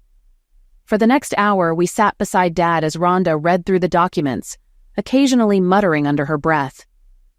Doctors and nurses came in and out of the room periodically, checking on Dad. Well, the bad news is that your mother is going to get her divorce from your father. The schedule outlined here shows that this process has been in motion for over 2 months and had to be served this week, or it would have incurred significantly higher fees from her legal team. I shrugged. I had heard enough justification from my mother. I was determined to ensure that she and Dad separated for what she had done. It was strange. I was never particularly close to my father, always looking up to my mom, but her actions seemed plain foolish. This whole mess seemed to be orchestrated by Paul, her so-called soulmate. Regardless, Mom and Dad weren't going to weather this storm, especially if Dad's current condition was any indication. The good news is that she hired a shyster of a lawyer to represent her. She's going to have to shell out a hefty sum just for the divorce, and even more if it goes to court. Rhonda grinned. Meanwhile, my dear brother has the best lawyer in town, and he's getting the family discount. We shared a smile for the first time that evening. Additionally, some of the claims here, like wanting 50% equity in the house and 60% of the financial assets, along with spousal and child maintenance, are likely quite exaggerated. I assume from your reaction that you're not planning to live with your mother." I shook my head in confirmation. "Good. Okay. I have some initial thoughts. However, we need to see what happens with your dad over the next 24 hours. Your mother could already be in hot water for abandonment and mental cruelty." The next few days flew by, with doctors constantly checking on Dad. Physically, he was fine and healthy, but he remained unresponsive. I managed to continue my university studies in the hospital chair by his bed, laptop and textbook in hand. Occasionally, a family member would relieve me, allowing me to go home, catch a few hours of sleep, and return. I'll admit, I shed a few tears at home, alone in the house. One of the most surprising moments during Dad's hospital stay was when Tina Williams, the owner of the company where Dad worked, paid him a visit. While I knew Dad's manager, Tom, I had never met Tina herself. Tina was a striking woman, curvaceous without being overweight, with tan skin, dark raven hair, and mesmerizing blue eyes that could make any person, male or female, swoon. As it turned out, Dad had been part of a group at his workplace that had supported Tina a few years back during her messy divorce. Her unfaithful ex-husband had attempted to claim a significant portion of their savings and nearly succeeded in taking half of her business.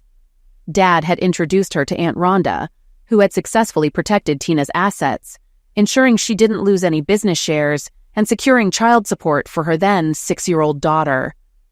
Tina visited Dad several times, expressing shock when I briefed her on the general summary of why he was hospitalized. She brought cards from everyone at Dad's workplace and spent time holding his hand, sharing stories from the office. It turned out Dad had a knack for humor in the workplace, and his absence was deeply felt by his colleagues.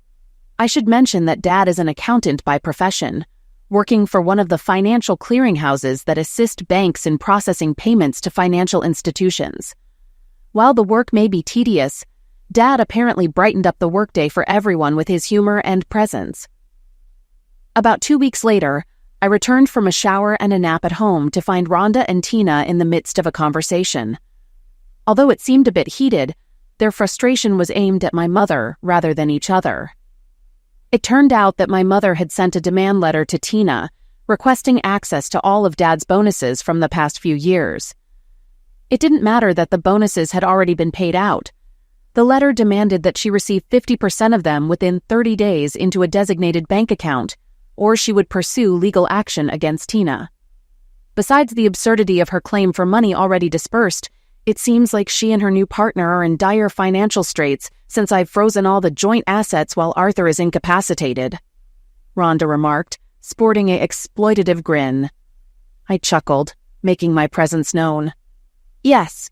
This morning I received my first communication from Mom in 2 weeks. A text message asking if I could lend her a few $1,000s. I haven't responded because I'm still pretty upset with her. I mean, she hasn't even asked about Dad since I told her what she did to him." Over the past couple of weeks, Tina had become fiercely protective of my dad. Whenever my mother was brought up, Tina's eyes narrowed, her voice dropping in pitch, indicating her deep disdain for Annie Uther. It was as if I could see sparks flickering around her smoldering eyes. I just hoped she never had to be in the same room with my mother, otherwise I feared she might incinerate her on the spot. Despite my current feelings toward my mother, she was still my mother. "She has destroyed the most wonderful man.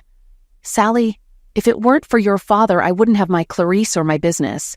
So many people in the office helped me during one of the lowest points in my life, but your father took the time to listen to me.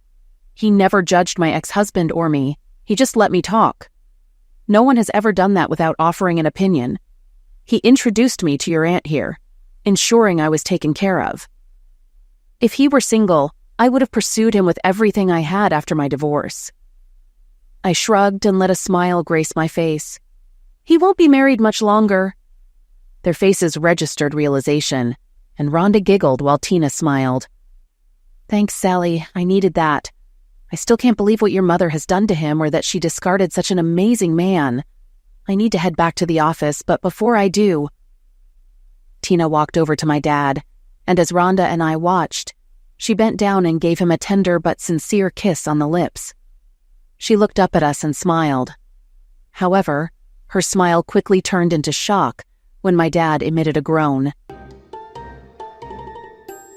As I gradually woke up, I sensed soft lips on mine, just the right amount of pressure, conveying a gentle and tender affection I hadn't felt in a long time.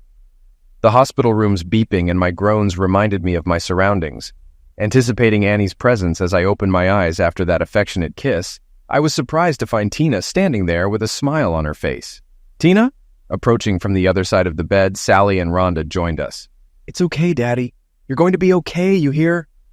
As my memories caught up with me, I realized Annie was leaving me or had already left. What happened?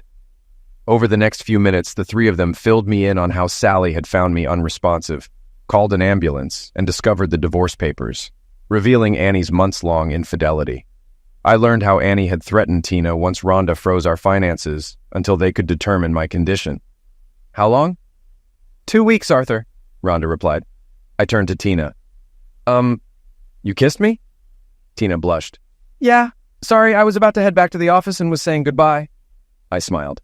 "No, it's okay. I guess I'm on the market, so I think it's okay." Over the next few hours, various doctors came through, conducting physical checkups, blood tests, and more. Tina canceled her visit to the office and stayed, along with Rhonda and Sally. Among the doctors was a psychologist. As he probed into my experiences, I recounted finding Annie alone, drinking, and her announcement of leaving me. I described how the world seemed to lose color, and sensory input became disjointed, making it difficult to move despite growing upset. My last memory was of Annie slapping and yelling at me, her words incomprehensible. The girls collectively gasped at the revelation of Annie's aggression, while I was unable to respond. "Dad, what time do you think it was when you became unresponsive?" "I'd say it was around 5:30, baby." "Why?" "Because it was past 7:30 when I got home and found you, and there was no red mark on your cheek. So I assume Mom must have left you there alone for quite some time." The psychologist interjected. "It's not uncommon for someone in your situation to experience misuse while unresponsive. In your case, I'd say you went into shock upon hearing your wife's declaration of leaving you. Although this is a much more extreme case than usual, it does make sense." Rhonda added, "When Arthur was young, there was a bully a few years older than him. He teased Arthur quite a bit, and one day a neighborhood parent found Arthur lying on the ground in a local park. Our parents put him to bed, and he woke up the next morning. It wasn't overthought, as he woke up regularly the next day, but it did happen. I remember Billy pushing me around and teasing me in the park. After a while, I didn't know what happened, but when I woke up, Mom and Dad told me I had passed out and someone brought me home. When I told them about Billy, they spoke to his parents. The next day, Billy came up to me at school and apologized. I chuckled at the memory. I don't think he was sincere, but he never bothered me again after that day. "I believe we may have a precedent here," the psychologist mentioned. "In many ways, the mind remains poorly understood. However, if something similar has occurred before, it's plausible it could happen again." I frowned. He reassured. "I wouldn't worry too much. With the love and attention of these 3 lovely ladies, even if something were to happen again, I believe you will be well taken care of." We conversed for a few more minutes before he excused himself. I also found myself fatigued, which might seem odd for someone who had just slept for the past 2 weeks. But I was. So I sent all 3 girls home to rest, and informed them they could visit me tomorrow to ensure I was all right. Over the next 2 days, I eased back into life. Tina brought me a work laptop and a few simple tasks to complete with instructions, only if I felt bored. Rhonda visited primarily to review her revised divorce documents and to have me sign some papers so she could proceed with ending my marriage to Annie. Rhonda also brought along a young detective, Karen Hill. Detective Hill conducted an hour-long interview with me regarding my experience that night with Annie. She thanked me and informed Rhonda and me that her report would be ready in a few days. I wasn't certain if we were planning to file a complaint against Annie. Eventually, however, Rhonda instructed me to leave everything to her, kissed me on the forehead, and departed. On the second day afternoon, after waking up from what Sally dubbed my checkout, I was discharged to return home. Sally accompanied me, and I was surprised to find Tina waiting at the door. She assisted Sally in guiding me to her large suburban SUV. Tina stayed for dinner that night. We opted for takeout, and she pitched in to clean up before staying to watch TV with us for a couple of hours. When she left, Sally hugged her and made sure I walked her to her car. Tina, thank you so much for everything you've done these past few weeks. I don't know how I can repay you. Well, in a few weeks, when you're feeling back on your game, you can take me out for dinner and dancing. I blushed. Here I was, just an afternoon out of the hospital, and the woman whose kiss had awakened me was asking me out. But she was attractive, and according to Annie, I was to be a single man again. Okay, next Friday night after work, that gives me almost 2 weeks to get myself back to normal. She nodded and gave me a warm hug. It lingered a little longer, and I sensed a deeper meaning. As she got into her car, I found it amusing that for a moment I wondered about the name of the woman I had been married to for almost 25 years. For the next few days, Sally, Rhonda, and Tina hovered around me, ensuring I was all right. It was comforting to be cared for in such a way. However, the news Rhonda brought me that Friday afternoon caught all of us a little off guard. "This afternoon, Annie got arrested," she announced. "What happened?" I inquired. "Well, after your statement to the police at the hospital, they issued an arrest warrant for Annie on grounds of mental cruelty to a person with a disability. This is because you were mentally disabled and unable to defend yourself at the time. Also, she left you unattended for an unspecified period, which adds to her troubles," she explained. "What does this mean for the divorce?" Tina, who had joined us again for dinner, asked. That evening, she had her 8-year-old daughter Clarice with her, who was watching a Disney movie in the lounge room while we conversed. With Monday marking my return to work, Tina would see me then. However, I was starting to grasp that she was seeking more than just an efficient number cruncher in the office. I found myself not objecting to the idea of Tina and picturing her, contemplating what lay beneath those nicely fitting clothes she wore whenever she visited. Rhonda grinned. "It's likely going to tilt a few things in Arthur's favor. I'm advocating for a 50-50 split of the bank accounts in the house. I know we could aim for more given the circumstances, but I reckon Arthur would want to be fair." I nodded. "Annie won't be able to touch any of the bonus money she tried to extract from you, Tina. I filed a case against her for extortion alongside the mental cruelty charge. It won't do much except prevent her from accessing what isn't rightfully hers. She'll probably be out in a couple of days, none the worse for wear, and likely back with her wretched soulmate. What I aim to do is expedite the divorce using Arthur's hospitalization and recovery as a pretext. Then, depending on her reaction, I have plans in motion. I'll ensure Arthur doesn't lose anything he shouldn't," she said, smiling. "So, how long will the divorce take, Aunt Rhonda?" Sally inquired. "Assuming everything goes smoothly, it should take around 3 months. After that, if Annie decides to contest anything, I'll bring in reinforcements, which will prolong the process but inflict more damage on her," Rhonda explained. That evening, as I escorted Tina to her car, Sally assisted Clarice into the back seat of the large Suburban. Tina embraced me once again and surprised me with a quick kiss, reminiscent of the other day.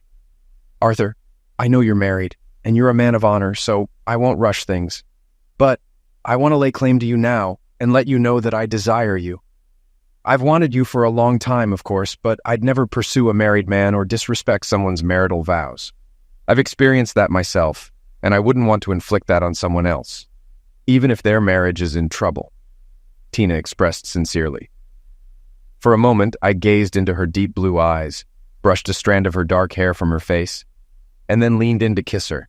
Instead of a tender kiss, it became one filled with passion, lasting perhaps 30 seconds. I sensed the mutual connection between us. When I pulled back, Tina's eyes were closed, and she ran her tongue over her lips, savoring our kiss.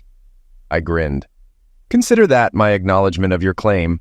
We glanced at the girls, both of them giggling at our kiss. Clarice was clapping, and Sally sported a huge grin. As Tina and Clarice drove off, Sally hugged me, and we waved goodbye.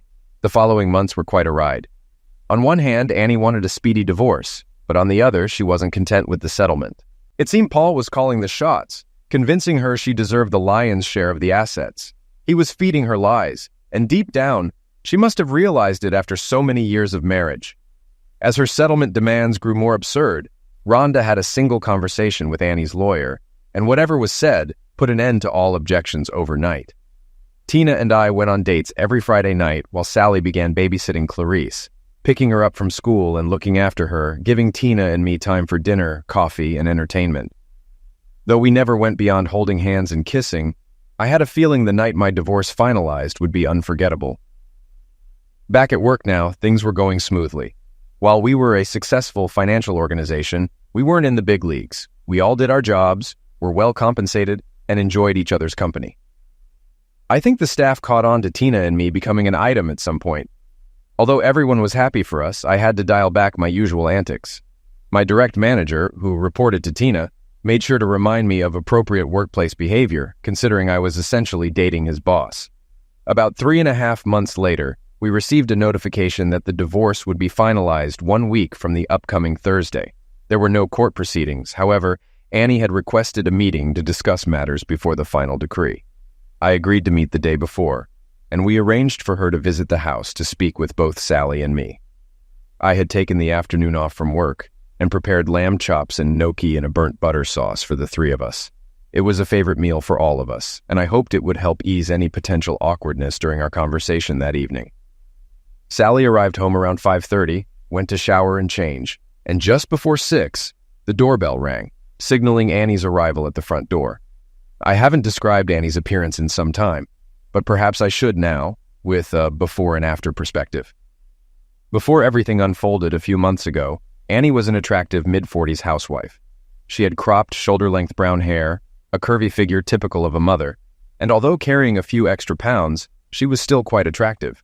With a well-proportioned 34C bust and an appealing rear, she was an attractive wife. Unfortunately, the woman standing before me now was almost unrecognizable. Annie had gained a significant amount of weight, developed jowls under her chin and puffy cheeks.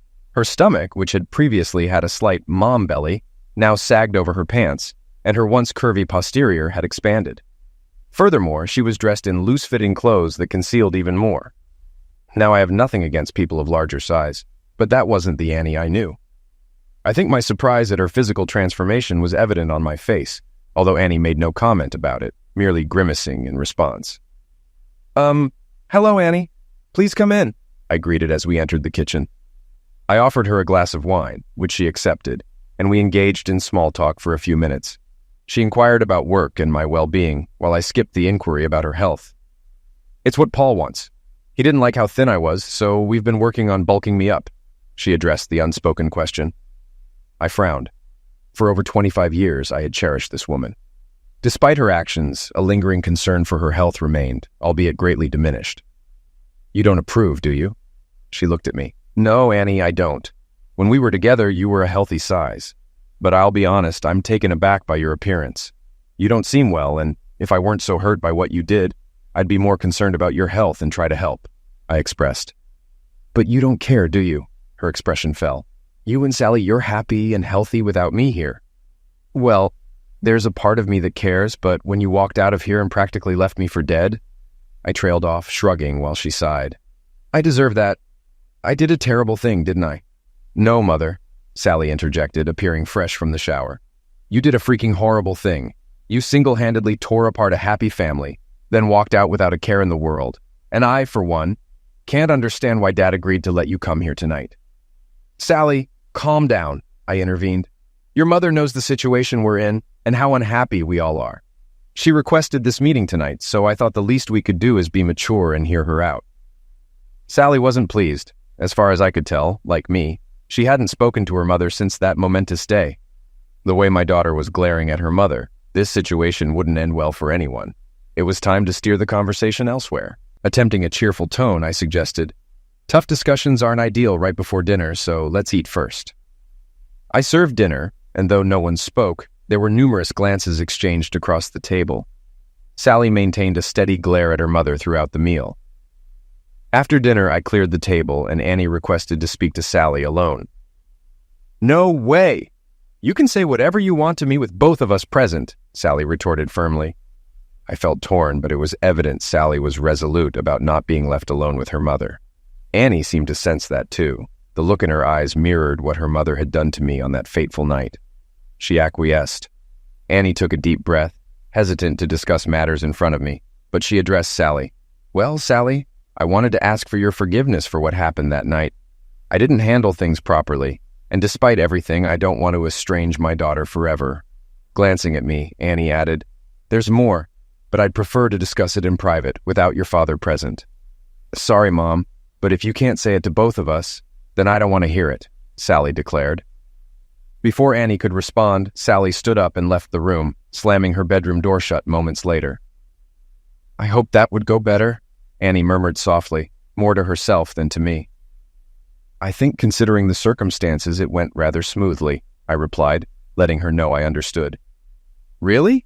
Annie sounded surprised. Yes, really, I sighed, continuing. Annie, you need to realize that at this moment, nobody in this house holds much affection for you. She started to reply, but I raised my hand, signaling her to let me finish and lay everything out. First, you engage in a long-term carnal affair with someone, then conceal it from both Sally and me. Next, you serve me with divorce papers out of the blue, and when I enter what Sally refers to as checkout mode, you proceed to yell, scream, and then slap me. Annie appeared stunned, like a deer caught in headlights. Yes, I remember that, and I recall most of that time until shortly after you first slapped me. But let's continue. At some point, you abandon me when I am unresponsive, leaving me there until Sally arrives home and discovers me in the same state, I recounted. Annie's expression turned to panic. When Sally calls you, you show no concern for me despite your daughter being visibly distressed about her father. You never once inquire about my well-being until tonight, make unreasonable demands of my workplace, and upon entering here, it's still all about you. You ask Sally for forgiveness, yet you have not apologized to her at any point. I paused briefly, hoping my words would resonate. Yes, Annie, with all of that considered, I think things went quite well. Annie's gaze shifted to the floor, tears welling in her eyes. They hadn't yet fallen, but they lingered threateningly. I couldn't discern whether they were for Sally, myself, or simply a reflection of her own emotions. Continuing, I stated, now our divorce will be finalized tomorrow, and unless you have anything further to add, I believe we have fulfilled your request for a final meeting. I walked to the door and opened it. Annie glanced at me before exiting. Once outside, she turned to look at me. Arthur, we did have some good years, didn't we? Yes, Annie, most of our time together was incredible. You were an exceptional lover, a devoted wife, and a loving mother. I'm not sure what this Paul character has done to you, but I don't see the woman I fell in love with in the person standing before me. All I see is someone who seems lost, manipulated into becoming overweight, self-centered, and caring more about what others can provide for you than the people themselves. Once again, she lowered her gaze to her feet. You truly mean that, don't you, Arthur? Yes, I do, I affirmed. She turned to leave but hesitated, looking utterly broken this time. Arthur, about the house. Paul told me I needed to ask. So that was the purpose of her visit. It wasn't about reconnecting with her family. It was solely about money. I chuckled, leaving Annie puzzled by my reaction. Go tell your soulmate that you'll have your share of the savings and the equity from this house transferred to the bank account your lawyer provided to Rhonda by this time tomorrow. And Annie, she glanced at me, protect that money from Paul or you won't have it for long. Update. The next morning marked the final decree, and Annie and I were officially no longer husband and wife. There was a small twinge of sadness within me, but it was fleeting. Mostly I felt content. The past few months had been challenging for everyone. Now, at 48 years old, I felt liberated, knowing I still had much life left to live. Rhonda phoned to inform me that pizza was on her tonight at my place. During lunch at the office, Sally dropped by. We reminisced about happier times with her mother when we were a complete family. Despite Sally's dislike for her mother, I could sense she missed the woman she once was. Truthfully, I did too. We shared many good years together. As Sally left, there seemed to be a silent exchange between her and Tina. Not long after, I was summoned to Tina's office. She closed the door and then kissed me passionately, as if the sun might never rise again. I must admit, I responded in kind. Can I claim you as mine now, Arthur? Tina asked. I felt a sore spot on my neck, likely from a bruise forming where she had just kissed me moments before. I think you may have already done that. That evening's dinner was delightful, with Sally, Rhonda, Tina, and Clarice all joining in to celebrate my newfound freedom from Annie. Later that Friday night, after the girls were in bed, Tina and I consummated our relationship. I must have done something right because throughout the weekend, Tina seemed a bit sore whenever she sat down, but her eyes burned with a fiery passion that I knew was reserved for me alone. 6 months later, we tied the knot in a beautiful ceremony by a local lake, with many of our colleagues in attendance. Though we initially planned to marry later, we decided to move the date up to coincide with the arrival of Sally and Clarice's new little brother. Update. 5 years had passed, and Sally, her boyfriend Tina, and I were enjoying dinner at a local restaurant when 5-year-old Keegan posed a question. Daddy, Who is that lady who keeps staring at us? Turning to look, we spotted Annie sitting across the room. She had noticeably lost weight and appeared discontent. Since the divorce, we hadn't seen or heard from her, and she hadn't attempted to contact Sally. Excusing myself from the table, I approached her. "Hi, Annie." "Hi, Arthur. How are you?" I inquired. She glanced down at her chicken salad, replying, "You were right, Arthur. You were right about him. Paul convinced me I was his soulmate, and you meant nothing to him. But when I didn't receive the money up front, he persuaded me to gain weight because he loved me and preferred overweight women. After receiving the divorce settlement, you advised me not to give it to him. But I didn't listen. He squandered it in 6 months and then abandoned me." Though I was still upset with her, her story lacked the happy ending mine had. "Since then, I've spent every moment trying to rebuild the confidence he shattered and reclaim some semblance of my former self," she confessed, holding back tears as she looked at me. After all these years, that look resembled the Annie I once knew.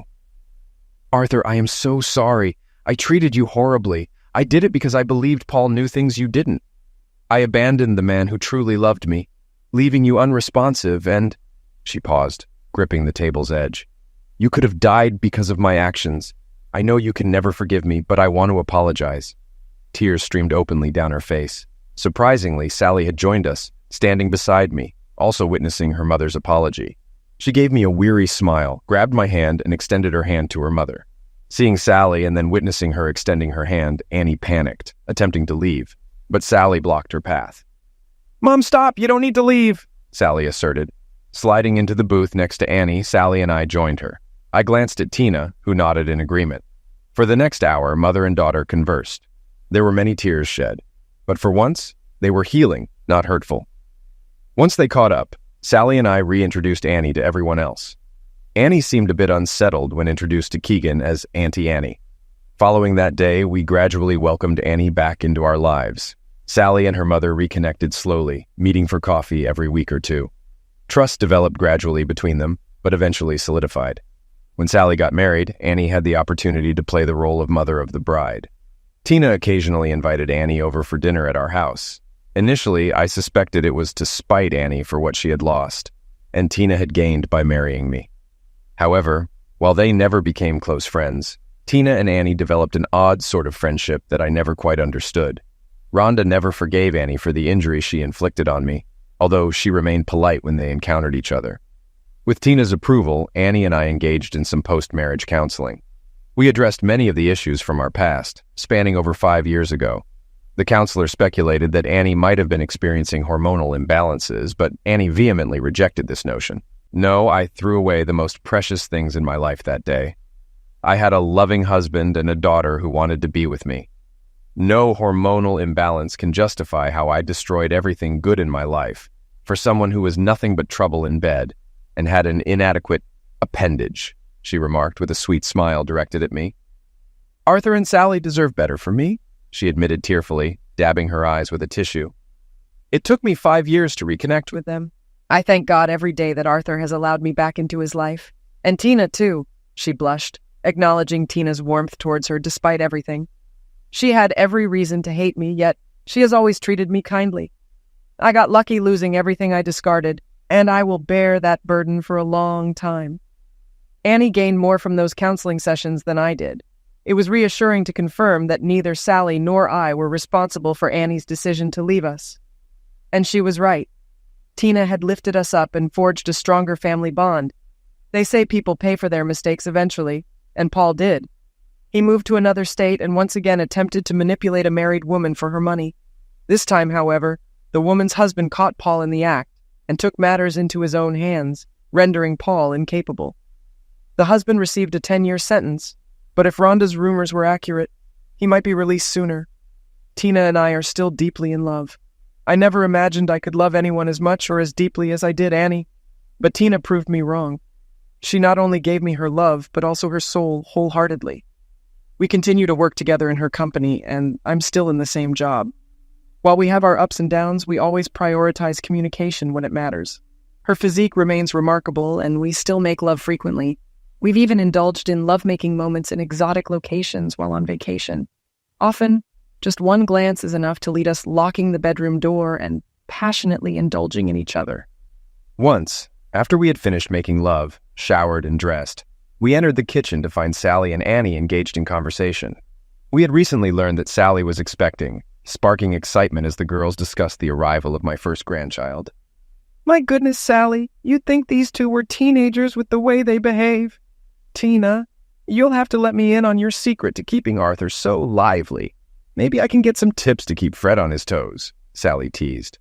Amidst laughter, I blushed. Annie had been casually dating lately, but nothing serious until Fred entered the picture. Mom, let them be. We all know that Dad has been on a mission since... You know, Sally teased mischievously, her eyes twinkling. Annie hesitated while Sally laughed and Tina blushed. I simply leaned back, smirked at my girls, and felt myself stirred again by Tina's presence. Eventually, I excused myself, making my way back to the bedroom, with Tina following shortly after, locking the door behind her. Story 4. The incessant patter of rain against the taxi window mirrored Damon Carlisle's restless thoughts as he made his way home from Seattle-Tacoma Airport. A week in San Francisco had left him drained, but the promise of seeing Avery again lifted his spirits. At 36, Damon had climbed to the pinnacle of his career as a financial advisor, yet it was the simple pleasure of returning home that truly energized him. As the cab pulled up to their modern Seattle residence, Damon couldn't help but smile. He paid the driver, grabbed his luggage, and made his way to the front door. The house was quiet as he entered, the silence broken only by the soft padding of paws against hardwood. "Hey, buddy," Damon greeted their golden retriever Max, scratching behind his ears. "Where's Avery?"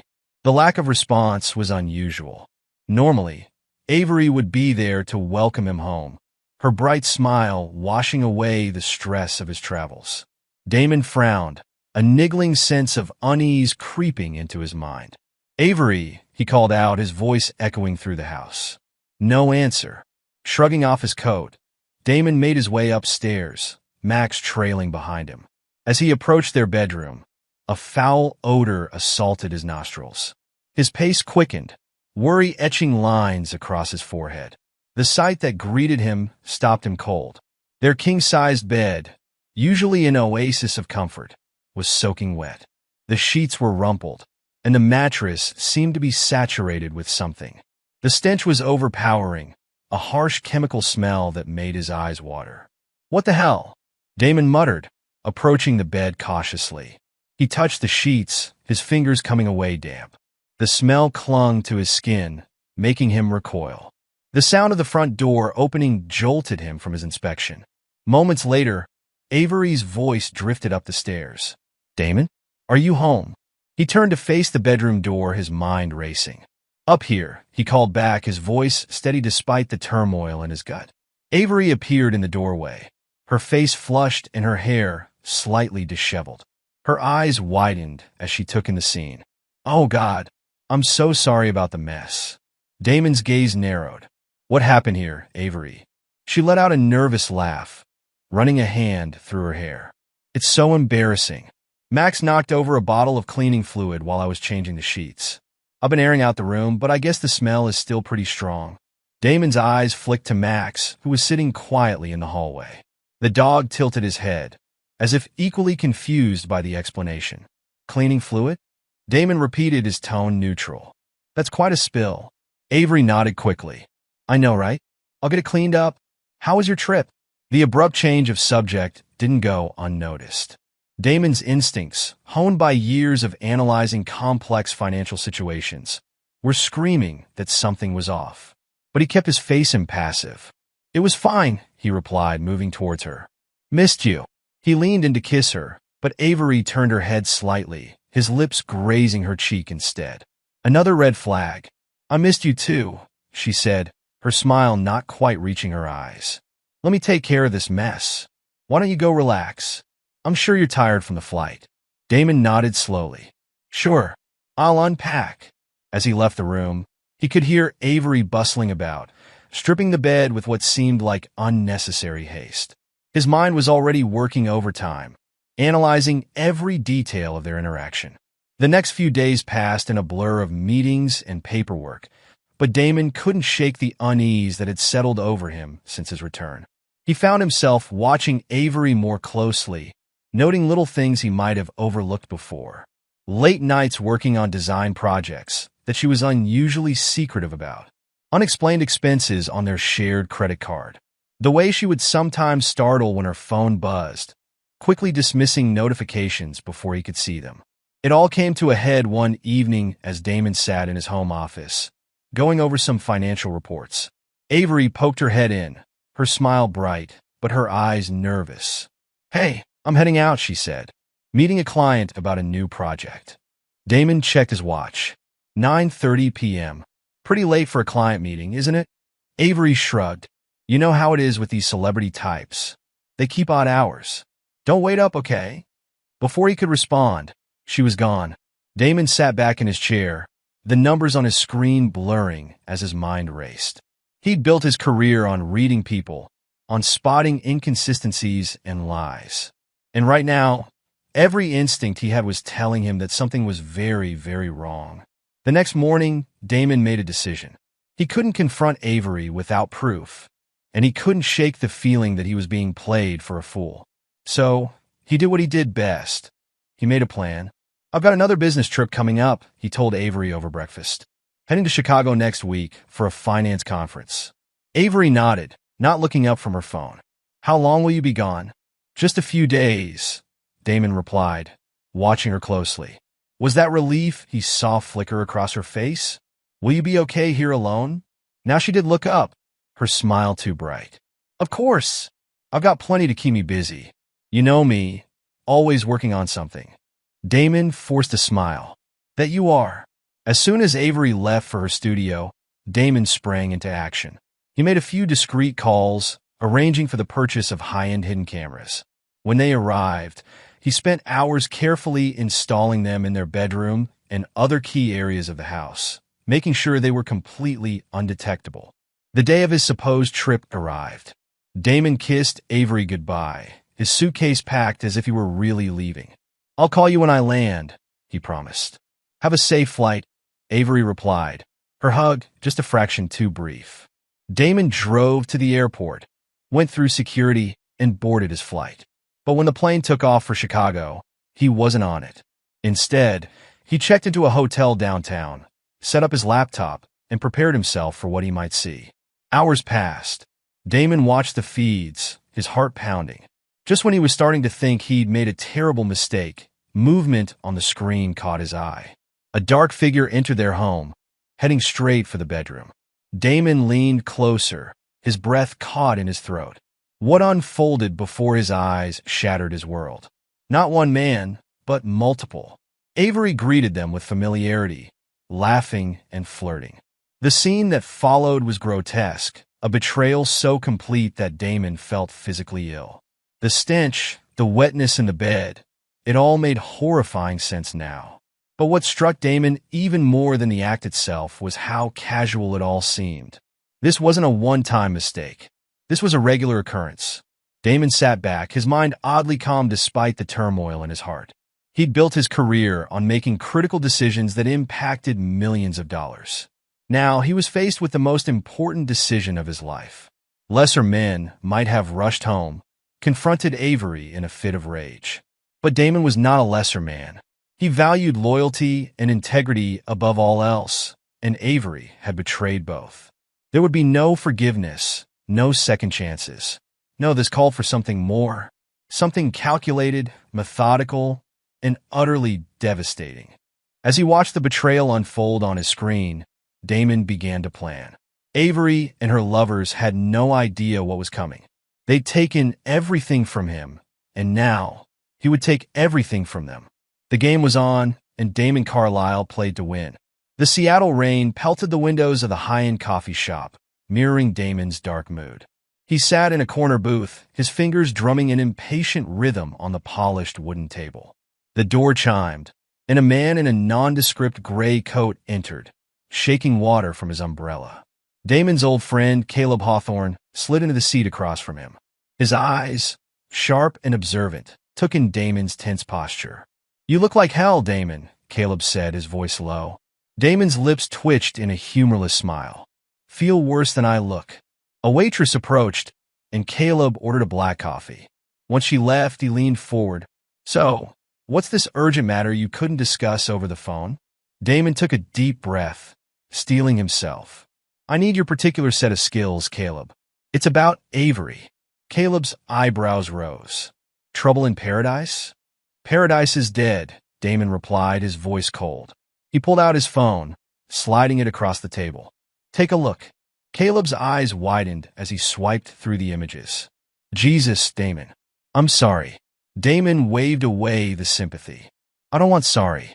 I want information. These men she's with, I need to know everything about them.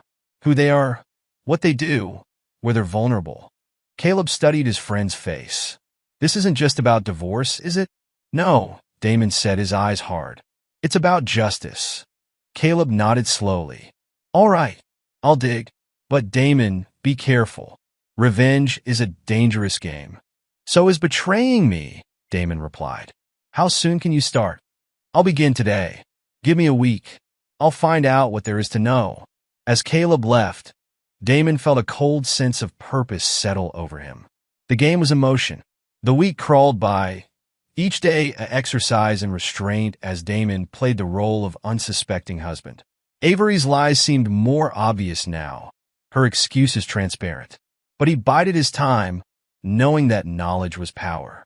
Finally, Caleb called. We need to meet. Not at the coffee shop. Come to my place. Caleb's apartment was sparse, functional.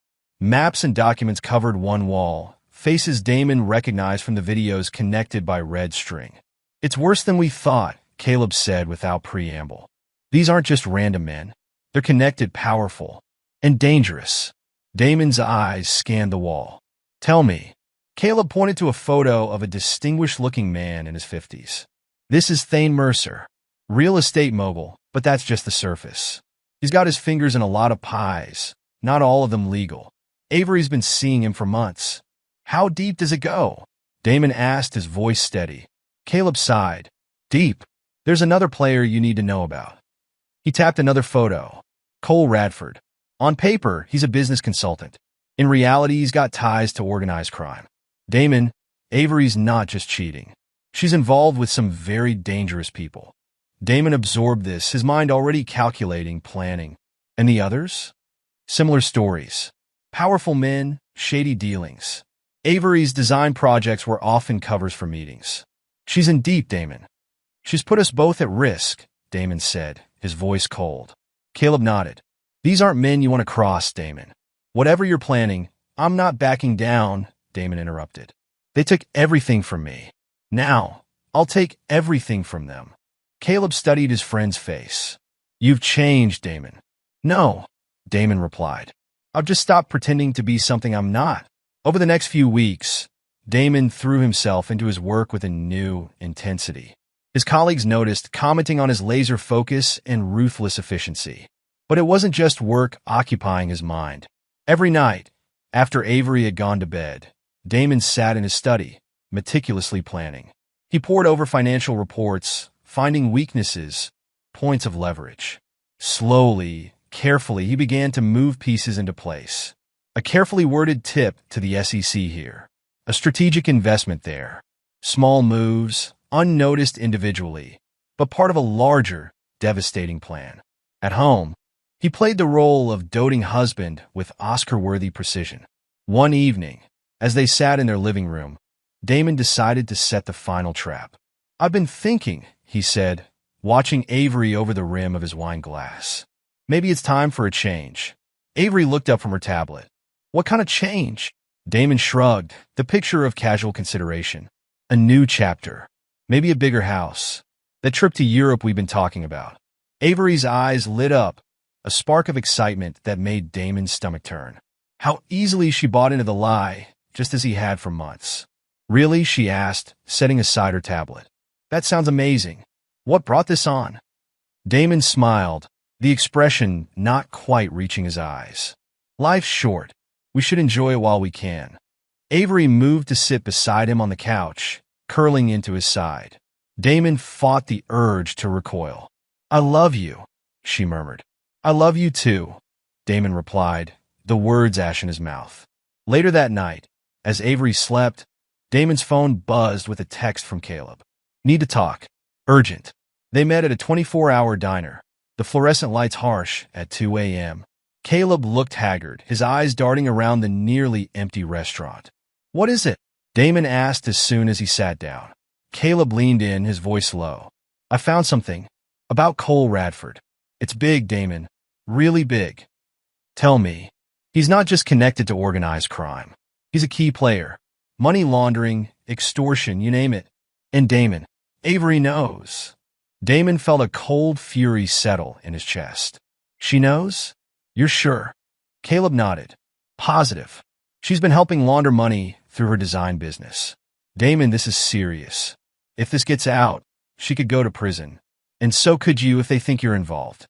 Damon sat back, his mind racing. This changed things. The stakes were higher now, the risks greater. But so was the potential for devastating revenge. "Thank you, Caleb," Damon said, standing. "You've been a true friend." Caleb caught his arm. "Damon, be careful. These people, they're dangerous." Damon smiled, a cold, hard expression. "So am I." The next day, Damon put the final pieces of his plan into motion. A series of carefully timed trades, anonymous tips, and strategic leaks. By the time he got home that evening, the first dominoes were already falling. Avery was in the kitchen when he arrived, chopping vegetables with quick, nervous movements. She jumped when he entered, nearly cutting herself. "You're home early," she said, her voice pitched slightly too high. Damon leaned against the counter, watching her. "Interesting day at the office. You hear any news?" Avery's knife paused for a fraction of a second. "News? Damon hummed. "Big shakeup in the real estate world. Guy named Thane Mercer. Ring any bells?" The color drained from Avery's face. "I might have heard the name. One of my clients mentioned him. I think." "Really?" Damon said, his tone conversational. "Funny. I could have sworn I saw his name in your phone contacts the other day." Avery's eyes widened. "You went through my phone?" "No," Damon replied calmly. "But thanks for confirming you do know him." The knife clattered to the cutting board. "Damon, I can explain. Can you?" Damon interrupted, his voice like ice. "Can you explain the lies? The cheating? The criminal activities?" Avery stumbled back, her back hitting the refrigerator. How? How do you know?" Damon laughed, a hollow sound. "I know everything, Avery. Every dirty little secret. Every betrayal." Tears welled in Avery's eyes. "Damon, please. They made me do it. Thane Cole. They threatened me. I didn't have a choice." "There's always a choice," Damon spat. "You chose to betray me. To risk everything we built. To become a criminal." "I'm sorry," Avery sobbed. "Please, we can fix this. We can start over." Damon shook his head, his eyes cold. "No, Avery. We can't. It's too late for that." He turned to leave the kitchen, pausing in the doorway. "Oh, and Avery? I'd start packing if I were you. The police will be here soon." As he walked away, Avery's broken sobs echoing behind him, Damon felt no satisfaction, no relief, only a grim determination to see his plan through to its bitter end. The next few days were a whirlwind of activity. Thane Mercer's empire began to crumble, his assets frozen, his reputation in tatters. Cole Radford went underground, but Damon knew it was only a matter of time before the net closed around him too. And Avery? She was gone, arrested in a pre-dawn raid. Her design studio shuttered, her carefully crafted life destroyed. Damon watched it all unfold with detached interest, like a chess player observing the endgame. But it wasn't over yet. There was one final move to make. Damon sat in his car outside a remote cabin in the woods, steeling himself for what was to come. His phone buzzed a text from Caleb. "He's on his way. Be careful." Minutes ticked by. Then, headlights cut through the darkness. A car pulled up, and Thane Mercer stepped out, looking haggard and desperate. Damon got out of his car, facing the man who had helped destroy his life. "Hello, Thane." Thane's eyes widened in recognition. "You're Avery's husband. What is this? Where's Cole?" "Cole's not coming," Damon said calmly.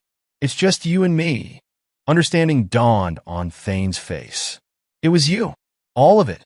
The SEC investigation, the leaked documents." Damon nodded. "You took everything from me, so I returned the favor." Thane lunged forward, his face contorted with rage. But before he could reach Damon, a figure emerged from the shadows. Caleb had Thane on the ground in seconds, arm twisted behind his back. "You've lost, Thane," Damon said, looking down at the man. "Your money, your power, your freedom. It's all gone. What do you want?" Thane spat, struggling against Caleb's hold. Damon crouched down, meeting Thane's eyes. "I want you to remember this moment. Remember that you brought this on yourself. That every action has consequences." He stood, nodding to Caleb. "Let him up."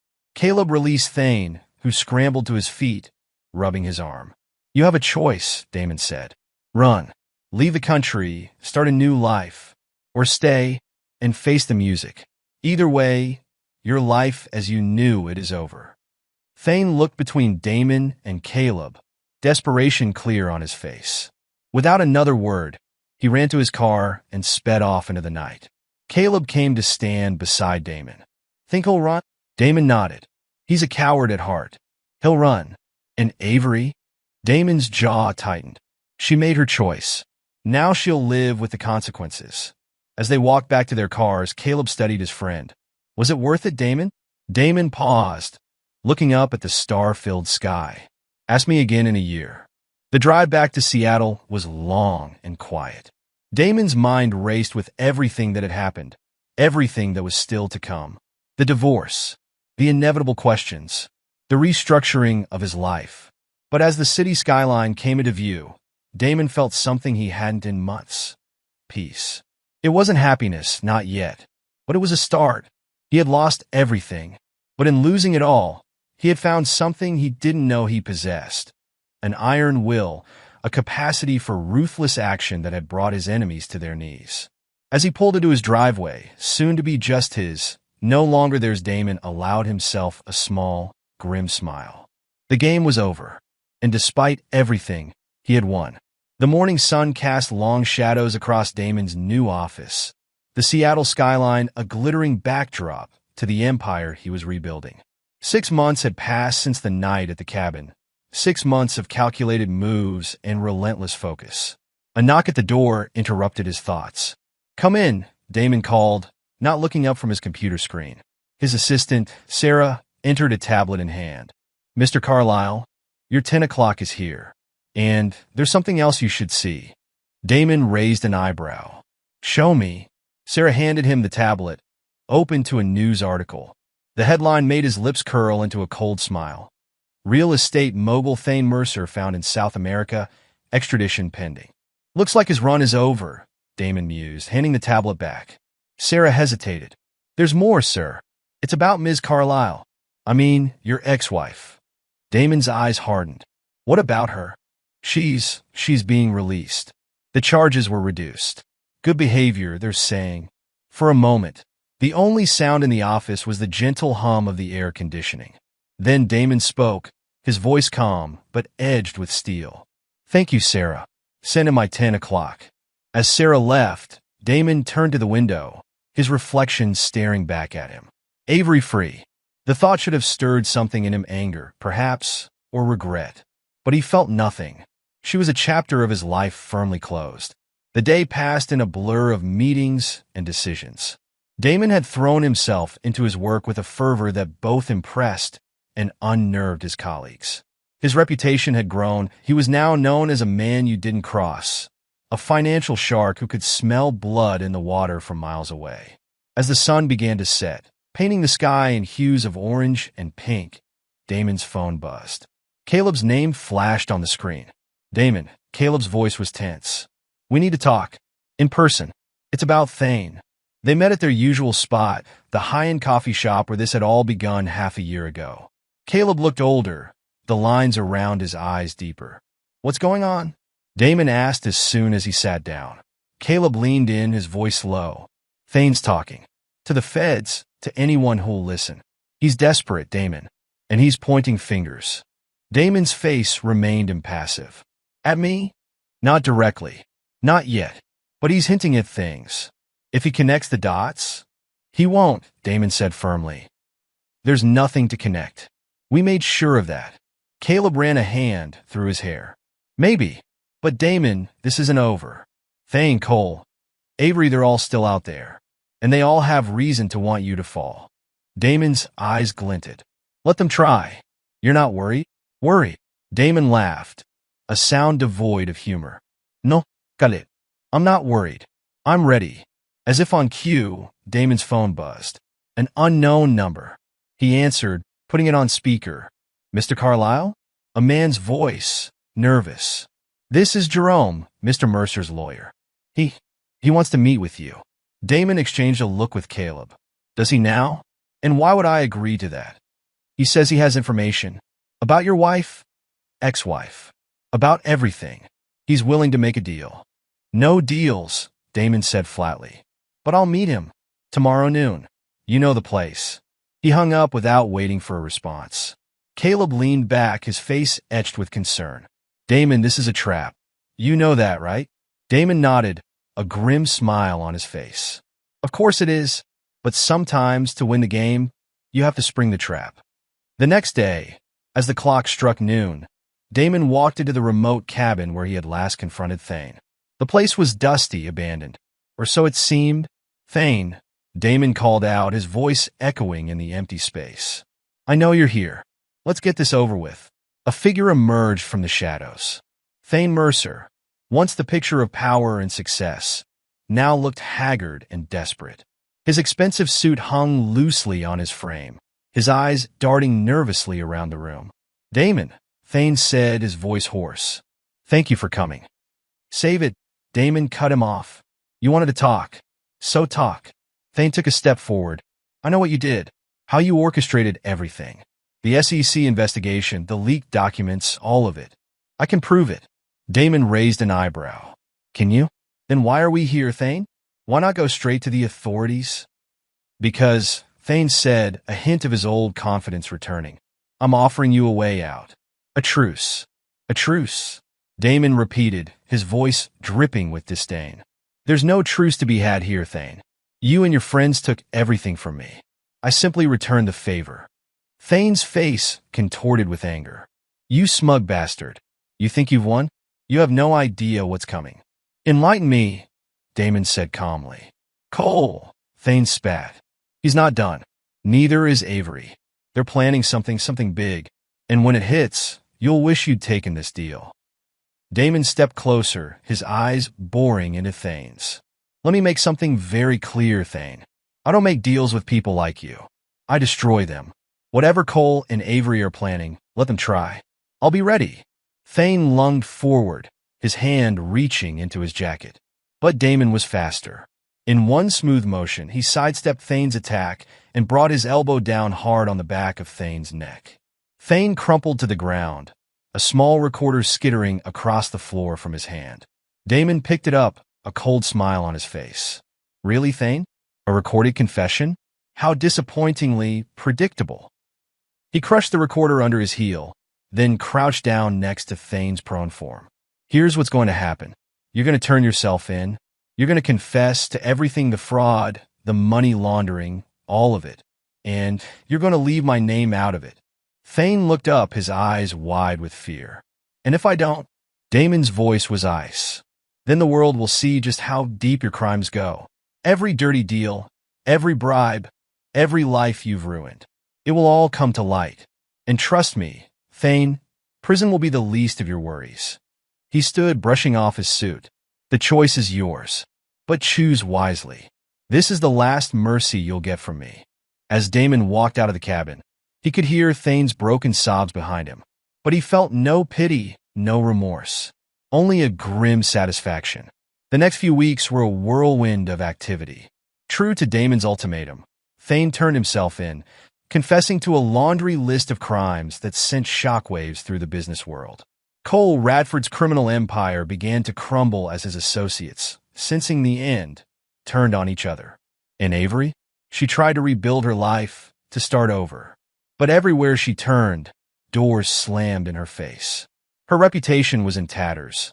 Her once thriving design business, nothing more than a memory. One crisp autumn evening, as Damon sat in his penthouse overlooking the city, his phone buzzed. Avery's name flashed on the screen. For a moment, he considered ignoring it, but curiosity won out. "Hello, Avery," he said, his voice neutral. "Damon." Avery's voice was small, broken. I need help. Please. I have nowhere else to turn." Damon closed his eyes, memories of their life together flashing through his mind. For a brief moment, he felt a flicker of the love he once had for her. But it was quickly extinguished by the cold reality of her betrayal. "I'm sorry, Avery," he said, his voice firm. "But you made your choices. Now you have to live with them." "Damon, please," she sobbed. "I know I hurt you. I know I betrayed you. But I still love you. We can start over. Please, just give me another chance."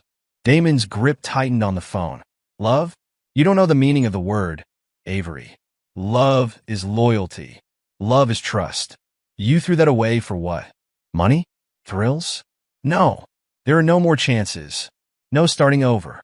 This is goodbye, Avery. For good." He ended the call, tossing the phone onto the couch beside him. For a long moment, he sat there, staring out at the city lights. Then he stood, walked to his bar, and poured himself a glass of expensive whiskey. As he sipped the amber liquid, Damon reflected on the journey that had brought him here. He had lost everything: his marriage, his trust, his illusions about the world. But in losing it all, he had gained something far more valuable: strength. The knowledge that he could face the worst the world had to offer and come out on top. A knock at the door interrupted his thoughts. He opened it to find Caleb standing there, a grim expression on his face. "It's done," Caleb said without preamble. "Cole Radford was arrested an hour ago. It's over, Damon. Really over." Damon nodded, stepping aside to let Caleb in. "Drink." Caleb accepted the offered glass, taking a long sip. "So," he said, eyeing Damon carefully. "What now?" Damon walked to the window, looking out over the city he had conquered. Now we build. Bigger, better, stronger than before. They thought they could break me, Caleb. Instead, they made me invincible." Caleb raised his glass in a toast. "To new beginnings." "No," Damon corrected, a cold smile playing on his lips. "To victory." As the night deepened, Damon stood on his balcony, the cool breeze ruffling his hair. The city sprawled before him, a glittering tapestry of lights and shadows. His city now, in many ways. He thought of Avery, of Thane, of Cole, of the life he had lost, and the new one he had forged from the ashes. There was no regret in his heart, no longing for what might have been, only a cool, implacable resolve. They had tried to destroy him. Instead, they had created something far more dangerous. A man with nothing left to lose and everything to gain. A man who had looked into the abyss and emerged stronger for it. Damon Carlyle raised his glass to the night sky, a silent toast to the future, to the battles yet to come, to the empire he would build on the ruins of those who had wronged him. The game was over, and he had won. But in the world of power and revenge, there was always another game waiting to begin. And Damon was ready. More than ready. He was eager.